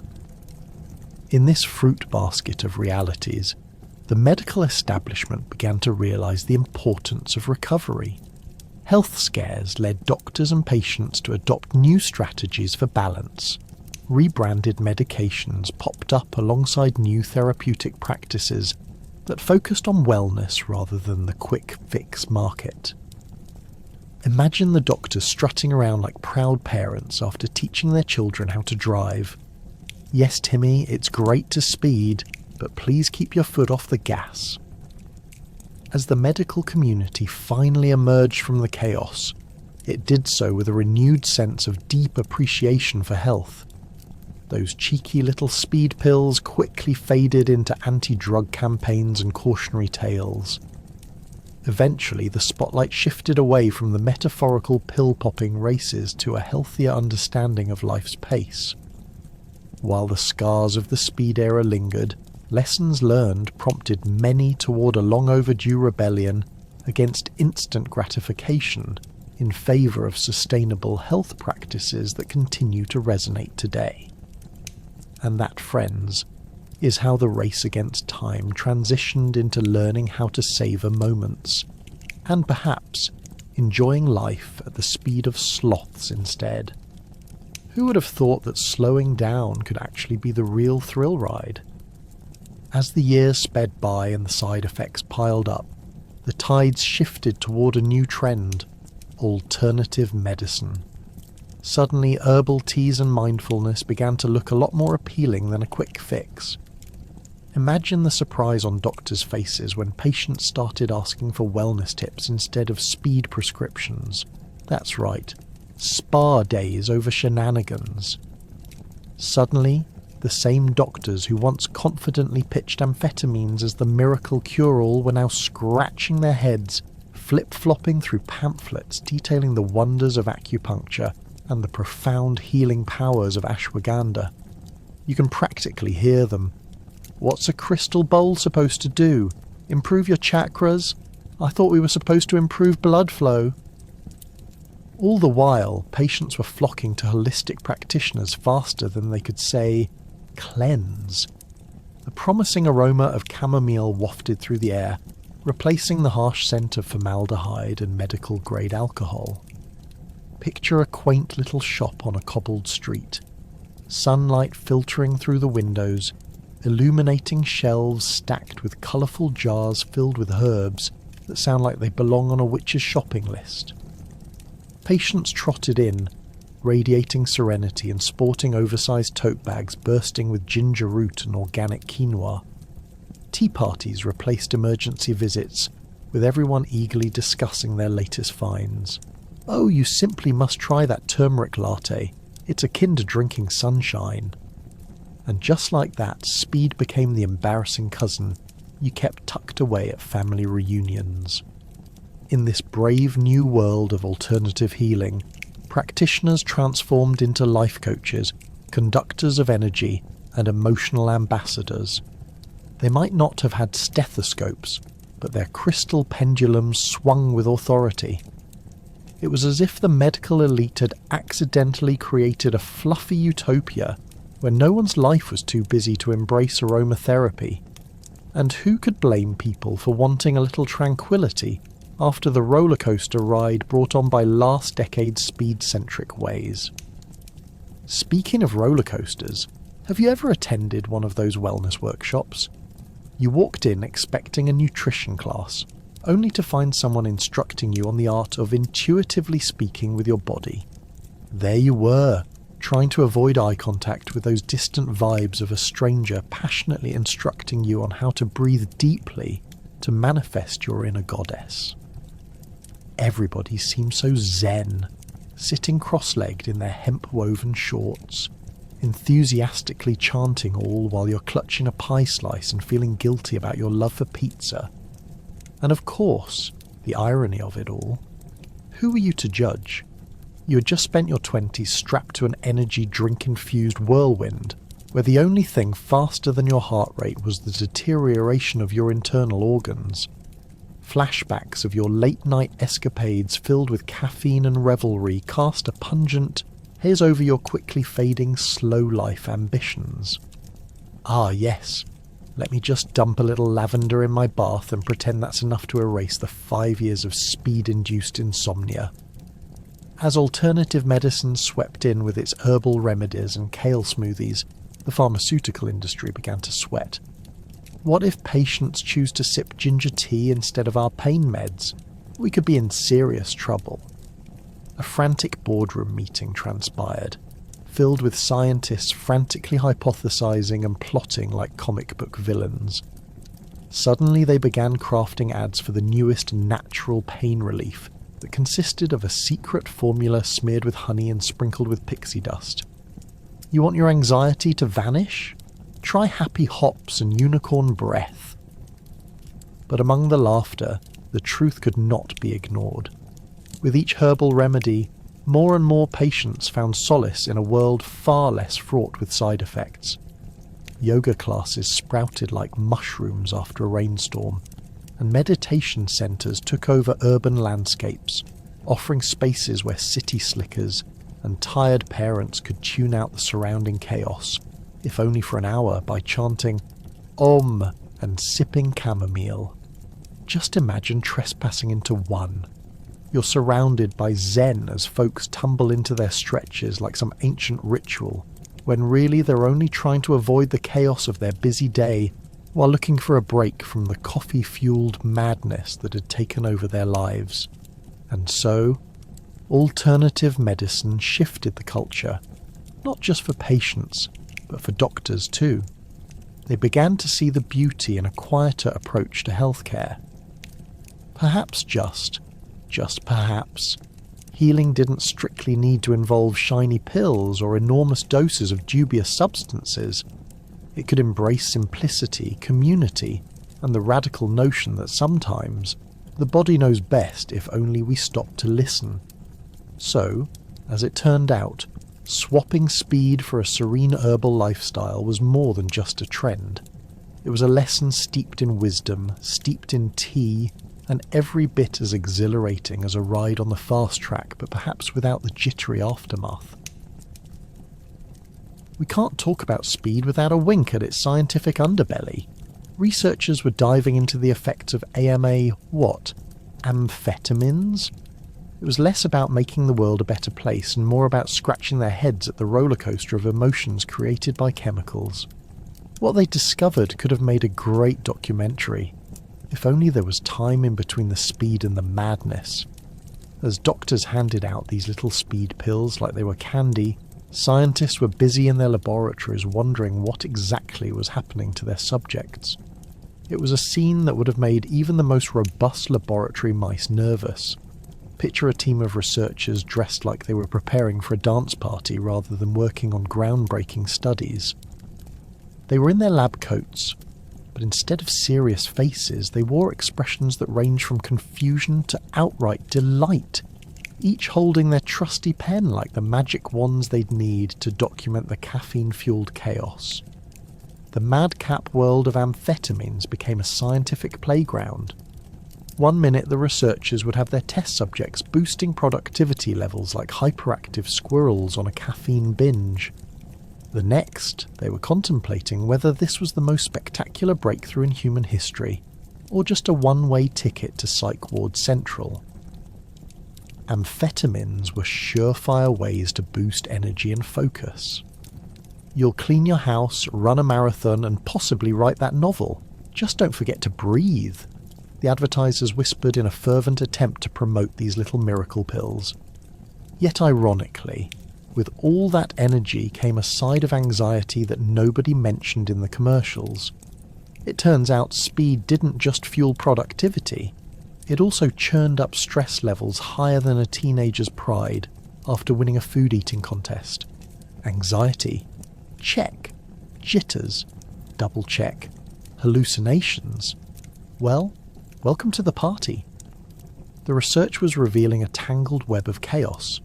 Many subjects experienced everything from wild mood swings to severe insomnia. Why sleep when you could stay awake for 3 days and become the life of the party? albeit a very shaky party. As the researchers pondered their findings, it struck them that the side effects were merely inspiring folklore at cocktail parties. "Remember when I thought I could fly? Oh wait, that was just last night," became the stuff of legends in universities across the nation. The party mode human intellect had reached new heights, all with a little help from some white powdery magic. It seemed amphetamines turned ordinary human beings into extraordinary creatures, capable of ludicrous feats and outright peculiar behaviour. But what was truly fascinating was the doctors themselves. Many suddenly turned into the coolest cats around town when they began patting themselves on the back for unlocking the secrets of a speedy lifestyle. "Not only am I diagnosing you, but I'm also giving you wings," they would boast, as if they were handing over golden sceptres instead of prescriptions. Yet amid the party atmosphere, the researchers couldn't shake the feeling that they were standing on a precipice, both thrilling and terrifying. Trends in medicine were evolving faster than anyone could track, dodging responsibility like angry pigeons at a picnic. Would the glorification of speedy solutions lead the world to a reckless future? Or worse, would they end up like a cheesy sci-fi movie writ large with the notion that speed heals everything? As it turned out, the answers weren't quite so simple. Meanwhile, the pharmaceutical companies were dancing the cha-cha with profits. They loved the idea of speed selling like hotcakes at a state fair, fostering excitement over the unending high of a euphoric, attentive population. Studies showed that people loaded with amphetamines were finishing lines of work faster than a caffeine-crazed squirrel building its winter nest. Thus began the great speed race of the 1950s, a rush akin to the gold rush. Only this offshoot came with its own share of aftermaths. From the lofty heights of energy to the crushing lows of dependency, the scientific community found itself in quite the conundrum. As they churned out data, it became painfully clear that these little pills weren't merely a cure, they were a conundrum still to be solved. This had turned into a reminder that every high has its low, and that in chasing speed, perhaps they were just running in circles, like a hamster on a wheel, wearing a little pair of jazz hands in a neon whirlwind. Soon enough, scientists had to find the balance, or at least prompt a dialogue, about alternatives to quick fixes. And so, between the roller coaster highs and the horrific come-downs, the merry-go-round of amphetamines danced its chaotic waltz through history, leaving cautionary tales, bemused researchers, and a world that now had a taste for speed. Who knew history could be so exhilarating and wildly unpredictable? So as we take a moment to reflect on this scientific roller coaster, remember, sometimes the quest for speed leads us to new heights, but it can also leave us spiralling into a dizzying abyss. Now was the time for the modern world to join the conversation, balancing speed with sanity without losing sight of what truly mattered. Speed in moderation, you know. With alternative solutions coming to fruition, the more speed-savvy folk began to go on their own recovery journeys. Do these modern-day speed enthusiasts ask themselves if they've hit rock bottom or are climbing through their own quick-fix mountain? Your guess is as good as mine, but one thing's for sure, everyone loved a happy ending. In an age where wellness buzzwords are thrown around like confetti, many are looking to detoxify their lives in ways that don't involve a pill bottle or an espresso machine running on overdrive. Perhaps it's inspired by the tales of old when doctors offered up speed like candy, encouraging quick fixes for life's little inconveniences. Now, imagine your local cafe serves not just lattes, but also herbal detox drinks and adaptogenic smoothies. It's as if the core ethos of the 1950s, faster, better, now, has transformed into a new mantra: slower, mindful, happier. And rightfully so. People are realising that an endless loop of jittery energy isn't sustainable and can often backfire dreadfully. You'll find folks checking their heart rates on fancy smartwatches and saying things like, "I'm just vibing with my herbal tea," while they discuss their most recent trips to yoga retreats, with not a hint of irony. But let's roll back the clock for a second and reflect on the irony here. Once, speed was the elixir of life, promising to make everyday tasks feel like a breeze. Fast forward to today, where the very same tasks require mindful meditation and detoxifying juices. Who knew that encouraging your body to collapse into its own exhaustion was actually a trend? Welcome to the age of self-care, where recovery is just as much of a buzzword as it was back in the day, but now packaged in minimalist Instagram aesthetics. Because what would the world be without a perfectly curated feed? Picture an entire movement of people proudly recovering from recovery, flaunting their latest 2-week detox cleanse, or proudly sharing before and after photos that make them look glowingly radiant. They speak in hushed tones about the virtues of clean eating, while tucking into a kale and quinoa salad, practically oozing vitality. You might wonder, where's the energy buzz, you ask? That's the mystery of modern life. Turns out it's all about appearance and how great your skin looks in those filtered selfies, instead of how you feel when the Monday morning blues come calling. But let's take an even closer look at the irony beneath the surface. When reflecting on our speedy predecessors, we realise that sometimes, in their chase for a quick high, they may have been looking for a genuine connection to health, whether that meant a drive-through family dinner, an enormous tomato pie, or sharing a taxi while buzzing off those little pills. Was it safety, or just substituting convenience for depth? The 1950s doctors may have been the original wellness influencers, equipped not with modern knowledge but with the gleam of a sunny, smoky-eyed advertisement playing in the background of the good life. Nowadays, recovery embraces a more holistic perspective, mostly because jumping on the speedy carousel of life can be exhausting enough on its own, without having to then navigate the fallout of a crash landing. Yet, in that reluctance to tumble off the ride, there exists a powerful reckoning with the notion of balance. Gradually, society is shedding the stigma attached to recovery, realizing that while speed used to represent success, thoughtful restoration and balance can be the true key to happiness. Of course, there were folks throughout the quick fix wave who tried to go fast while also thriving. Picture a zany couple at a juice cleanse meeting sitting up straight and enduring what felt like a contemporary version of a dystopian social experiment. "How do you feel?" they say, eyes shining brighter than a freshly washed car. "I feel fabulous, like Kale Fairy sprinting through a broccoli forest," was the only response. Meanwhile, the person 2 chairs down quietly mourned the loss of a cheeseburger, secretly planning their post-cleansing pizza feast. Life, my friends, holds many lessons in this dance between speed and self-care. While many modern-day wellness enthusiasts undoubtedly embrace the journey of recovery, their predecessors in the 50s somehow laid the tracks for this vibrant and utterly chaotic ride. Their legacy invites us to pause and reflect on a much more complex truth, that in every journey away from the quick fixes and speed-induced highs, there's a collective yearning for authenticity, where slow, genuine growth triumphs over temporary buzzes. So, as we speed along the fast lane of self-care today, remember to breathe, take a beat, and maybe raise your kale smoothie in homage to those 1950s doctors who, with their prescriptions, unintentionally propelled us into a world of both speed and recovery. After all, isn't it fantastic that we've come to recognise that speed doesn't always have to mean the double-shot espresso kind? Now get ready.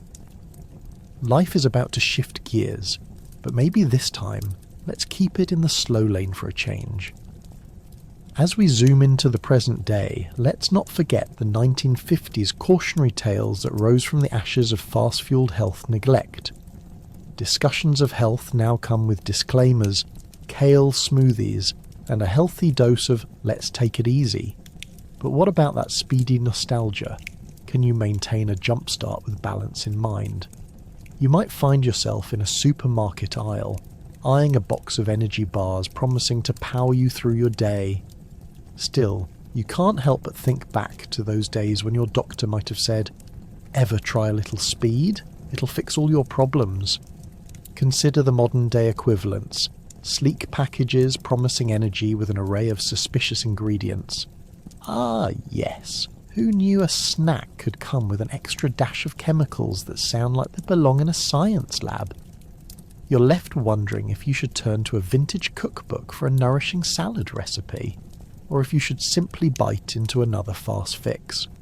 The irony isn't lost. The speed diet might as well be a relic of the past, tucked away in the recesses of your grandmother's attic, alongside her once revered collection of speed-boosting cookbooks. Flashback to the 1950s, where speed was just the norm, and the ethos of more is more prevailed. Where once a doctor handed you prescriptions like Halloween candy, there's now a movement urging you to savour your food instead of wolfing it down. Picture yourself sitting at a table with friends, struggling to enjoy your kale salad as you recall the days when meal prep involved tossing some spaghetti into a boiling pot, while quickly swallowing a tiny pill that promised you'd feel like a dynamo in 15 minutes. Nowadays, we're encouraged to chew slowly, not just for digestion's sake, but in this day and age, for the social media likes. Now, isn't that a hurdle? Moreover, let's talk about those kale smoothies we mentioned. Equally nutrient-dense and tasteless, challenging even the most adventurous of taste buds. If you think about it, they might be the modern equivalent of the 1950s quick fixes. But hey, they won't get you buzzing like a 500-volt battery. Sure, they might promise you the energy of someone who's never used speed in their life. But what about the taste? If your grandma could taste a kale smoothie, she'd say, "Just give me the speed, and a side of fried chicken, please." Ah, but here we find ourselves in the present, picking apart the lessons learned from our speedy ancestors. In this overflowing bag of mixed greens, we also discover that while speed and convenience promise a fast pass to an exciting life, they often forget the cardinal rule of balance. And today's quick fixes have their own charming side effects, like the existential dread that sneaks in when you're wondering if your smoothie has more kale than actual nutrients. Speed as a theme in medical history has fostered an ongoing dialogue about what it really means to be healthy. And not just healthy in a doctor can prescribe whatever way. Troublesome side effects have nudged a re-examination of wellness, and now we ask ourselves, are we looking for actual wellness or just the perception of it? Navigating this modern reality sometimes feels like walking a tightrope. You're trying to maintain balance while the winds of quick solutions and speedy remedies whip around you like a scene from a vintage cartoon. Now more than ever, the focus is shifting to mindfulness and inner peace, something those 50 speed freaks would find utterly perplexing. After all, how could you be at peace when you had errands to run and a million tasks racing through your mind like caffeinated squirrels on rollerblades? As we look back, we can draw on the blundering cautionary tales of speed's dominion. Speed offered tantalizing convenience, but left many to grapple with the consequences. Today, health is no longer just a matter of what's quickest. It's about digging into deeper truths about what our bodies and minds need to thrive. So next time you're about to crack open energy bars or fast-acting remedies, take a moment to reflect. Consider another kale smoothie as a patron saint of moderation, reminding us that perhaps it's better to savour than to speed through this beautiful, chaotic life. Who knew that behind the kale leaves lay the cautionary tale of speed?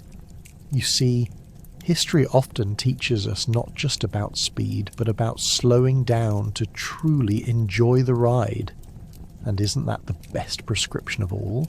Culture bloomed in the 1950s under the speed influence, creating ripples that reached beyond the medical realm. Everything from the arts to fast food assimilated the essence of living life in the fast lane. Was it helping folks make strides or simply leaving them longing for the simplest of times? This was a decade that exceeded all limits, not just in the way people lived, but in the way they created, consumed, and connected. It's like everyone suddenly realised that time was a race. They just had to win. And the sidewalks became the freeway of life, complete with subtitles like, "Get more done, faster." Consider the rise of the diner culture. Forget the comforting conversations over coffee. We were all about the atomic age and the magic of the microwave. The iconic American diner, with its chrome fixtures and vinyl booths, became the embodiment of this cultural frenzy. You weren't just grabbing a meal, you were living a culinary blitz. When food could be served quicker than it took to tie your shoes, you could juggle a burger, a shake, and your phobia of being late to a sock hop in the same breath. A burger was no longer just a burger, it was a ticket to speed. Now let's focus on the music. Enter rock and roll, a genre that practically exploded with the energy of 1,000 speed freaks after a monster double espresso. Elvis Presley, Chuck Berry, and Little Richard blasted onto the scene like caffeinated meteors, blasting musical norms and elevating the common Friday night into a whirlwind of flashing lights and jittery moves. Shake, rattle, and roll was indeed a fitting motto, not just for the music that took the airwaves by storm, but for the dizzying lives many were living. And it didn't stop there. The arts were not merely reflective, but downright turbocharged. Just picture abstract expressionism, colourful splatters swirling and swirling across canvases as if created by an artist who forgot to take their speed limit. Artists like Jackson Pollock embodied the chaotic energy of their time, inviting you to ponder whether the splashes were a reflection of inner turmoil or just a product of a caffeine-infused painting session gone awry. Every brushstroke revealed a world bursting through its seams, saying, "Stay with me, I'm moving fast." But there were also quieter moments wrapped in this bemusing acceleration. Movies began to explore the lives of those under this new speedy influence. Films like Rebel Without a Cause captured the restless energy of an anxious youth, highlighting that life zipped by without time for reflection. Did anyone stop to notice that the pace they were racing at often led nowhere? The cautionary narratives began to glimpse at the burnout that was set to follow in later decades. But for now, it was just about those wild nights and fast cars, living for the thrill of speed rather than the beauty of stillness. Let's not overlook the advertising industry, which fully embraced the motifs, practically shouting, "Get your dose of speed." From commercials that promised everything from caffeinated cereals to revolutionary weight loss pills, the 1950s truly made it clear that speed sells. "If you want to enjoy life, do it fast," became the guiding sentiment of the day, drumming into our collective heads that the only way to live was to accelerate. Childhood fantasies transitioned from leisurely afternoons of playing catch to a deadline-drenched frenzy of activities. Who had time for leisurely walks in the park when you could experience the adrenaline of a rock concert instead? Yet, lurking beneath all these frenetic cultural waves was an undercurrent of longing. People were subtly searching for moderation, reminiscent of a time when life didn't feel like a competition against a ticking clock. Beneath the glamour of the fast lane were whispers filled with nostalgia, a desire to reconnect with simpler joys, like playing hopscotch on sunny afternoons or sitting on the porch watching the sun dip into the horizon. The irony is that while culture was zooming ahead at breakneck speed, many were experiencing a sense of loss. Eventually, the broader implications of this speed lifestyle seeped into politics, social movements, and even the growth of modern psychology. The tempo of life questioned societal structures, demanding action at a pace that caused more than a few to ask, "Wait, is this progress?" The shift toward living in the fast lane set the scene for future conversations about balance, how society would grapple yet again with the need to slow down when everything seemed to be moving too quickly. So by the end of the 1950s, a complex relationship with speed had emerged, blending innovation, chaos, and an insatiable thirst for the American dream. It was exhilarating and exhausting, a dance that would leave many breathless yet yearning for the calm that never arrived. As culture thrived under the swift currents of change, one couldn't help but think, maybe the real victory was learning to laugh and dance along the way, even if it meant navigating sometimes wonky paths at a breakneck pace. Fast forward to today, and the consequences of the 1950s speed explosion linger in medicine like the taste of an old espresso.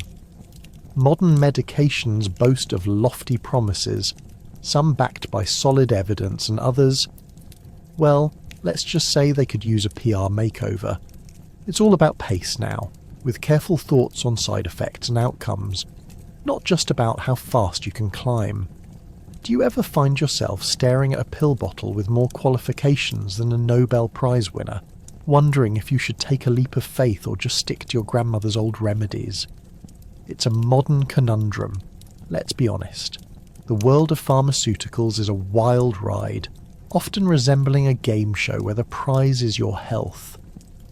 Remember the sheer enthusiasm that doctors had back in the day with their speed prescriptions? Well, nowadays the enthusiasm is still there, but they've swapped out the pep pills for a kaleidoscope of options that promise to fix everything from anxiety to chronic pain. Walking into a pharmacy can feel like stepping into Willy Wonka's factory. Do you really know what's in that shiny wrapper? Will it make your teeth sparkle or just have you bouncing off the walls at 3 a.m, wondering if you might have finally lost your mind? And here's where it gets tricky.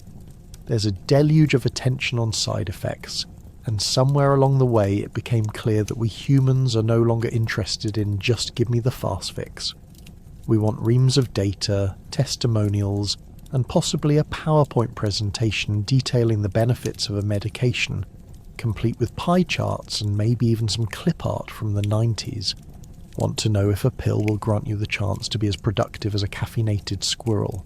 Well, be careful. There's a side effect of sudden hair growth on your palms and an extreme aversion to grass that they may not have mentioned in the fine print.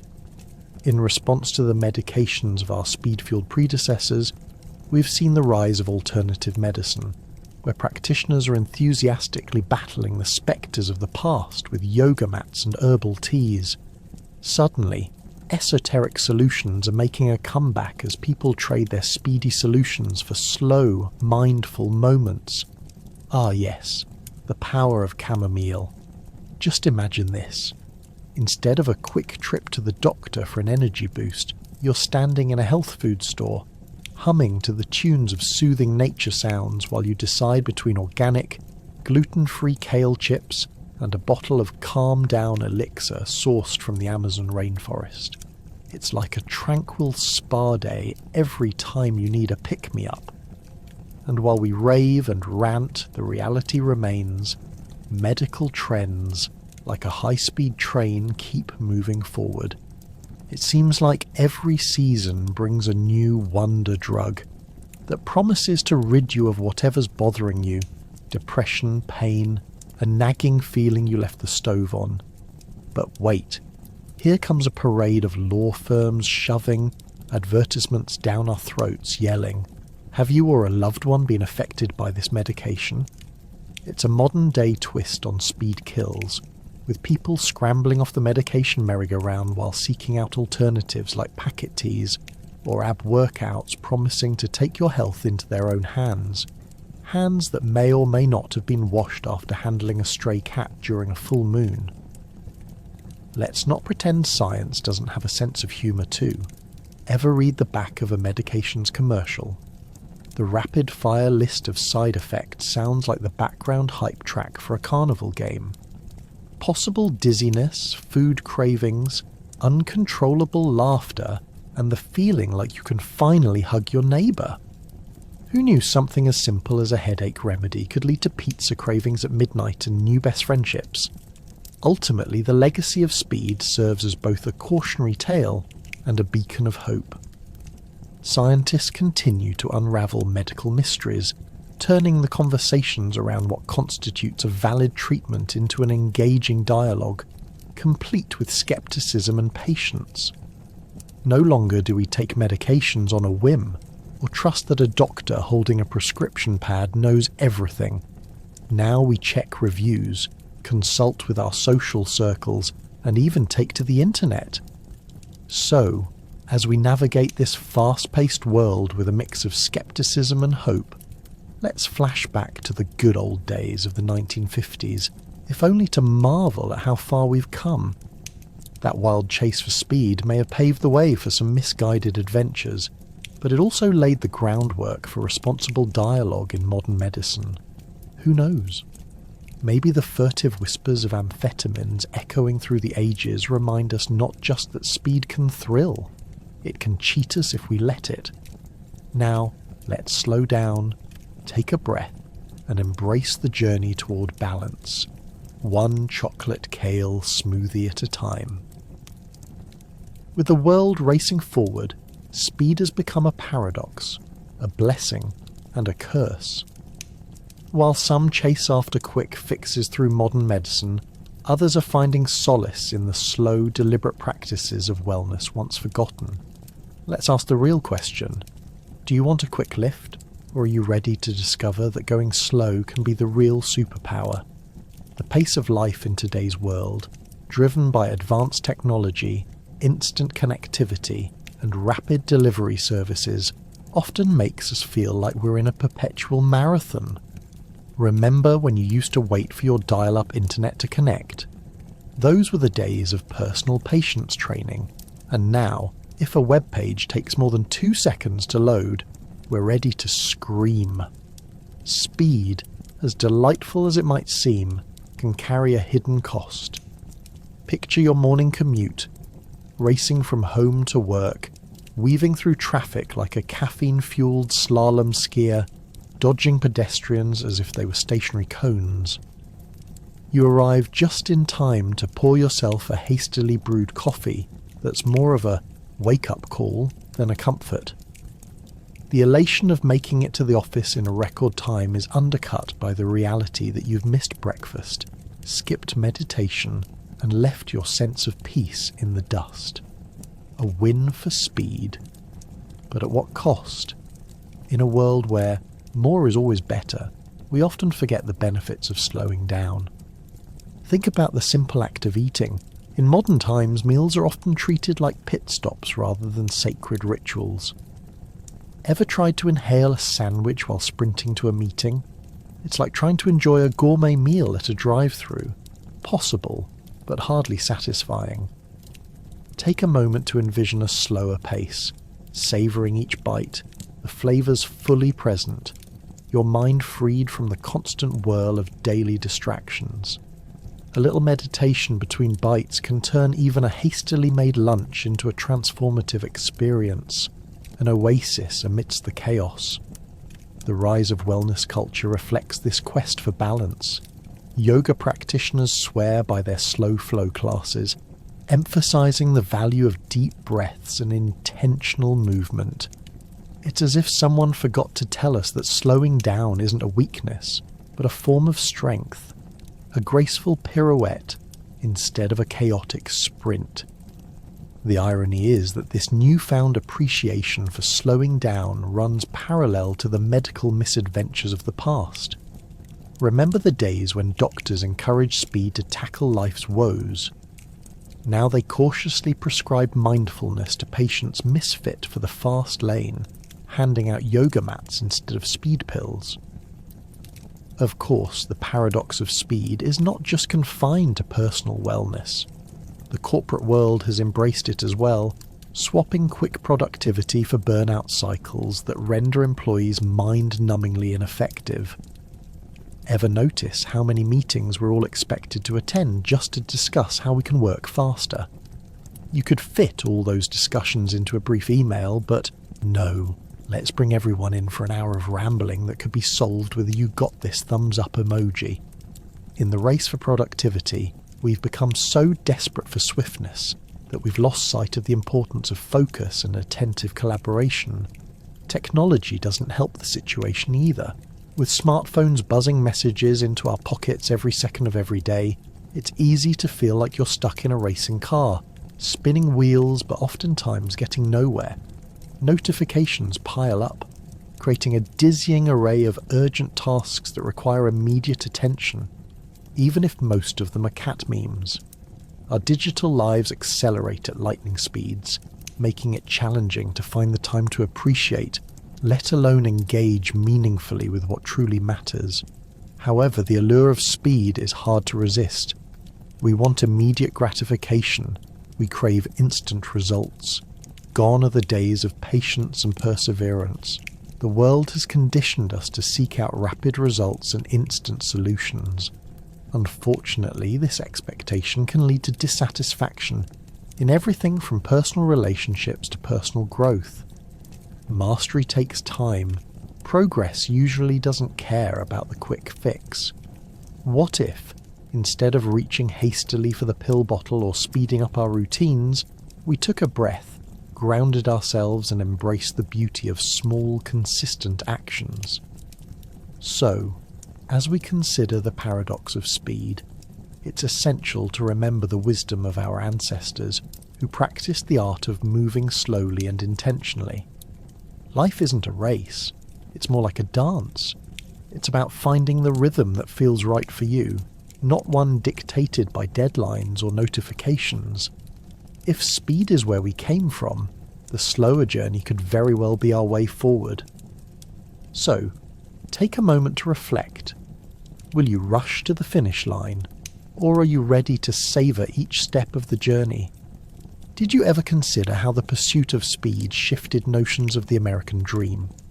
The speed of life wound its way through ideals, altering how people perceived success, efficiency, and happiness.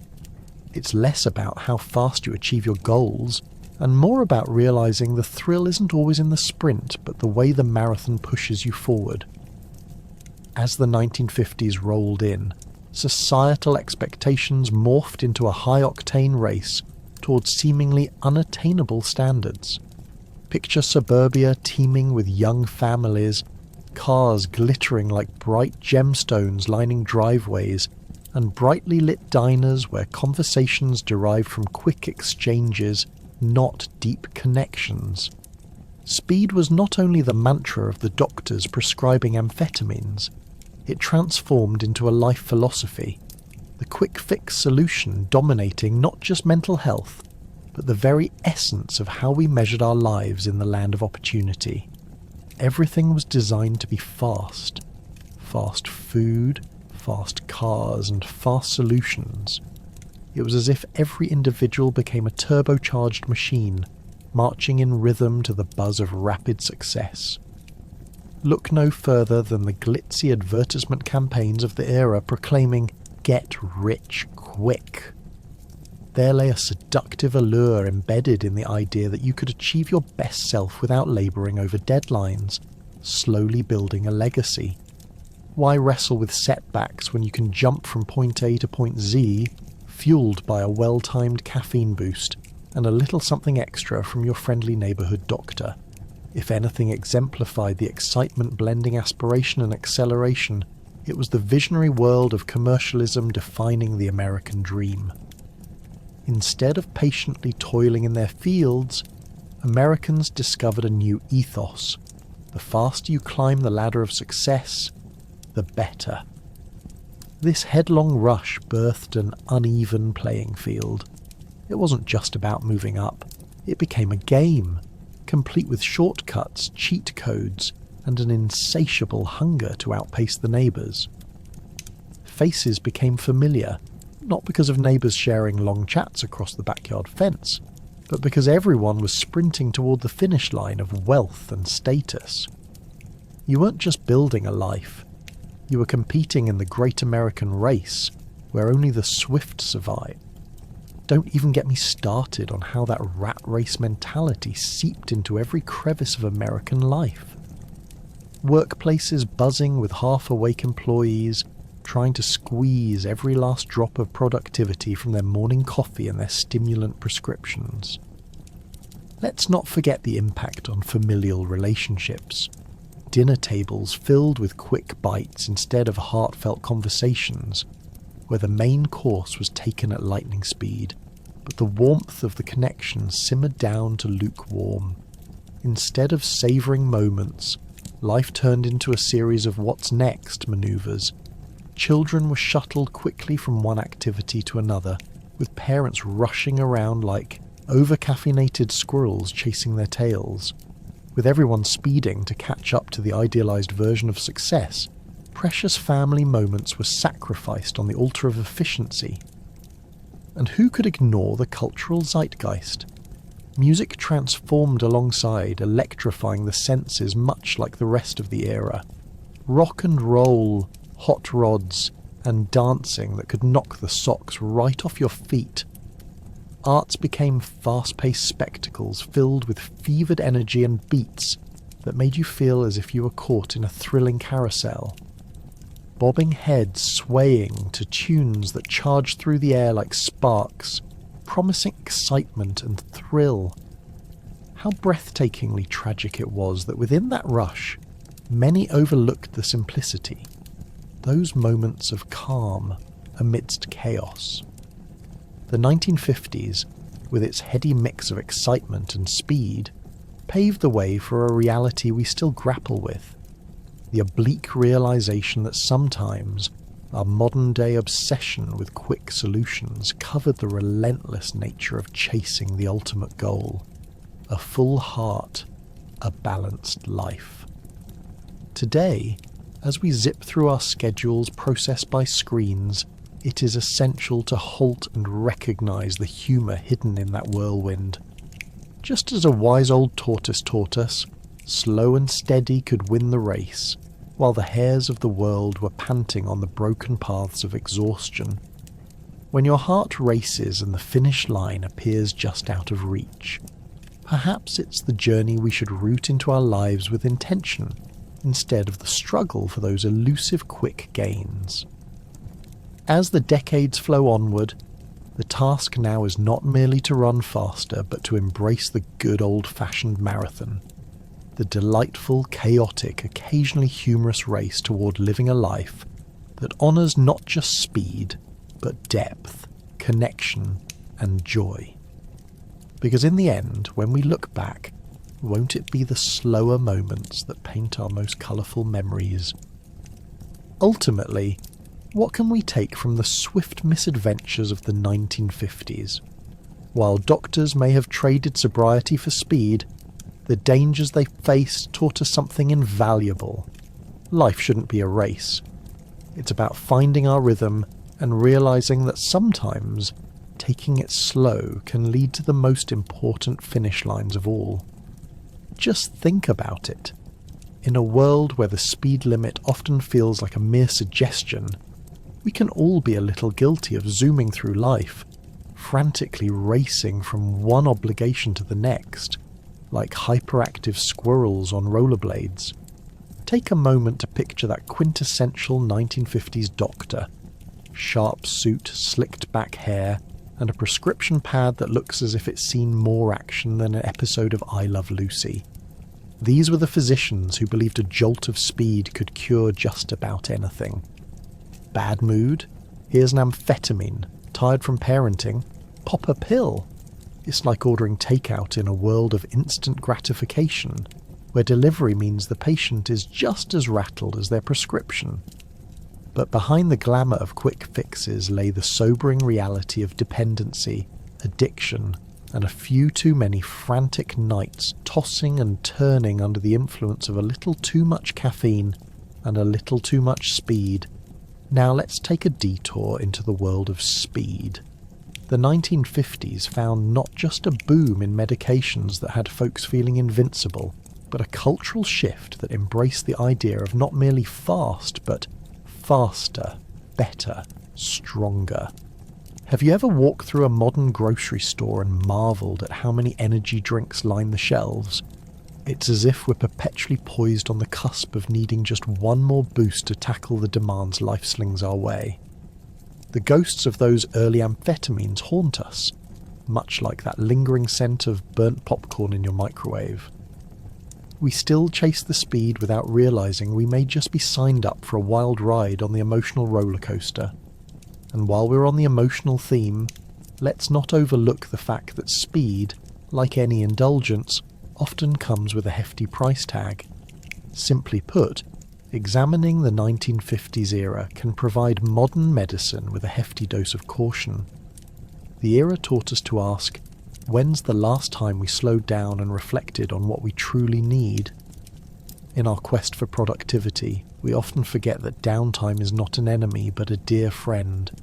Just think of meditation, yoga, or simply taking a walk without your trusty smartphone. Isn't it a relief to step away, breathe and soak in the sounds of nature or even the bustling quiet of your living room? Sometimes those brief pauses can do wonders for mental clarity, helping us make decisions that don't involve a downpour of dizzying pills or an impulse to pick up yet another energy drink. There's a reason the tortoise won the race, because good things take time, my fast-paced friends. Yet, our society continues to idolize speed.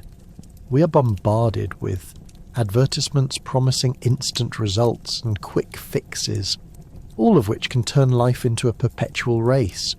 But those quickies rarely take root in lasting happiness. Have you ever rushed through a meal just to check it off the list, only to later realize you have no memory of the flavors? It's a perfect metaphor. Life too has flavors that require savoring. Now let's give a nod of appreciation to those who dared to reflect. The slow food movement, minimalists gaining traction, and advocates for living intentionally. So, as we continue to navigate our fast-paced modern lives, why not consider finding balance? Take a cue from those daring 50s physicians. Prescribe yourself some time to unwind and breathe in life without the buzz. At the end of the day, the lesson from our frenetic friends in the 50s is simple. Embracing the art of being slow could help us avoid a speed-induced crash. So take a deep breath, let your shoulders drop, and let the world whirl around you while you find your groove. Whether it's a soothing cup of herbal tea, a stroll in the park, or a simple breathing exercise, remember, life's true joy is found not in racing but in savouring every moment along the way.